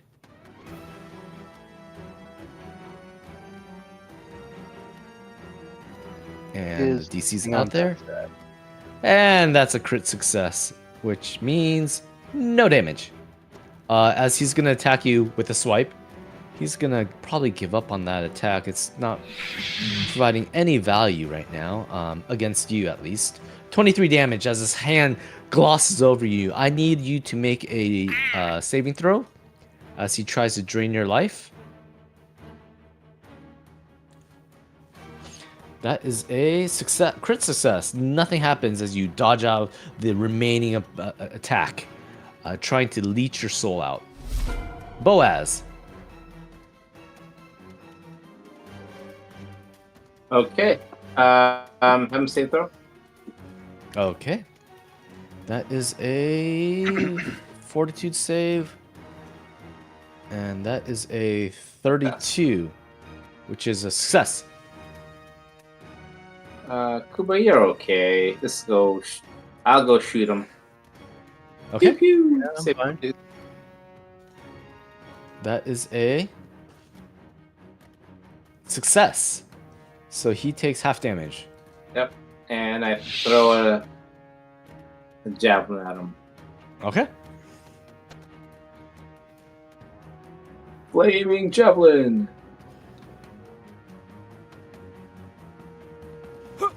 Ooh, that's a 40. That's a hit. Forget it. Sounds like Doom. All right. 10 points of fiery damage as a javelin hits his cloak. He starts turning on fire. He doesn't seem phased by it, but he is on fire. As it is Goop's turn. My turn. Okay. I will move 20 feet. There you go. Your hashtag blessed now. Hashtag bless. So blessed. And then I will spend 2 actions to try to hit this thing with the Divine Lance. Okay.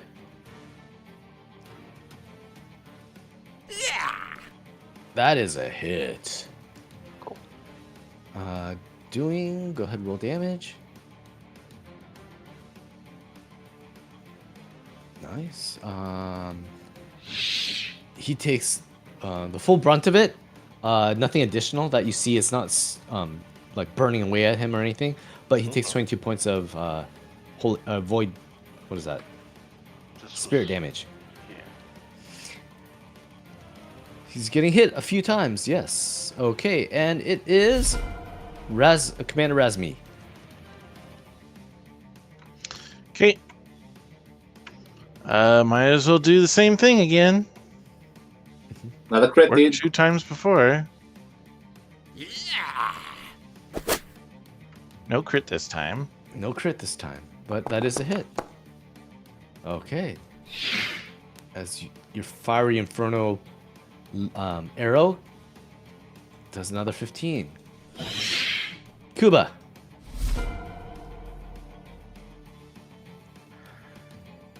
Two. 2 actions to get range on him. Okay. So target him this time. Dentures fly out. Throw my dentures.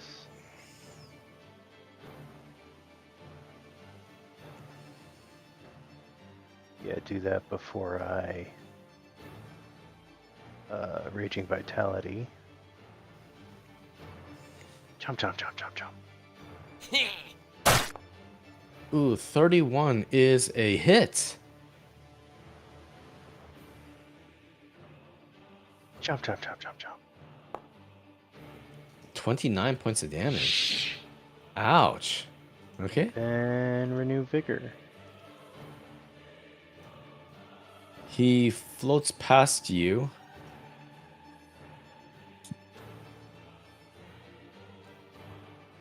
And he is going to attack Commander Razmi. With a touch attack, I need you to roll a fort save off of his ability.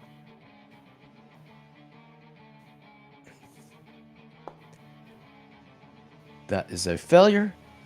Wait. Did he do any special shit to get by me? That is a... No, he did not. Critical success. You could AOO him if you'd like. As he's reaching out towards Razmi. Razmi ducks underneath it. That is a hit. 26 points of damage. As he reached out towards Razmi. Razmi ducks underneath it as this wispy hand goes past him. He's then going to try to hit you with his claw attack, which is a natural 1. And that's how we end it, folks. Boaz! All right. Same throw, please. Okay, for a second. That is a critical success. Dang, dude. All right. Or a success. Yeah, sorry. Not critical. Do another same throw for me. Okay. Saving throw reflex. That is a... Oh, yeah. Oh, success by 7. Dang it, I thought it was a critical success. That is half damage, which is crispy enough for him to immolate on fire as well. Burning to the ground as a husk. 3 dead dwarves, husks of the dwarves, lie in front of the gate. You guys are at the top side. The wall in this area seems to... In the certain area where you are, the blue glow of the wall turns like a red for a few seconds as these enemies, these undead beings were close by it. Once you defeated them, the colors slowly pulsated back to a blue, and now you see the same blue hue as everywhere else, looking like the wall is fine. But you did see that it turned red during the tide of this battle. Whether that's part of the arcane defenses, or whether that's a deficiency in the wall, you're not sure of. What do you guys want to do? We take notes of this and then ready to bring it back because I'll probably forget. Bring back the dwarf corpses, and Goop will be very sad and try to. I shaved them all first. Said they stole their No. soul. It is just as you said. Their Goop beard will is their not life. Allow. Defile the to bodies. do that. No And, defiling. No. Goop will attempt to prepare 3 raised deads tomorrow. Is it expensive? Yeah. These souls did come out of the corpses once they were dead, so it's available. But raised dead might be like there's a cost to it, right? Yep. It's gemstones equal to Okay. their level times 200 gold. Now, you don't see any distortion to the wall. You don't see any flaws. You don't see any intrinsic weaknesses. But you do feel as if the magic wards were being strained during the tide of this battle. There is no one to talk to about this because the dwarves are all dead. But you feel as if this wall is compromised or is not working due to the unbeasts. They came without any problems, and one Crossed over. crossed over the threshold to the other side without any issues. Once again, the enchantments on the wall turned red during that time. So that's what we have to go upon. Since it's close to midnight, we will stop with that for now. Sound good? Sounds like a plan. So I will write here, walls turned red during battle, but is fine now. No marring on walls. Okay, and we will resume next week. I'll put a scheduler out and we can see if we have if we all can make it. Okay. Okay. Cool. Thanks, man. We'll talk to you guys later. Thank you. Uh-huh. All right. Good night. Night. Good night.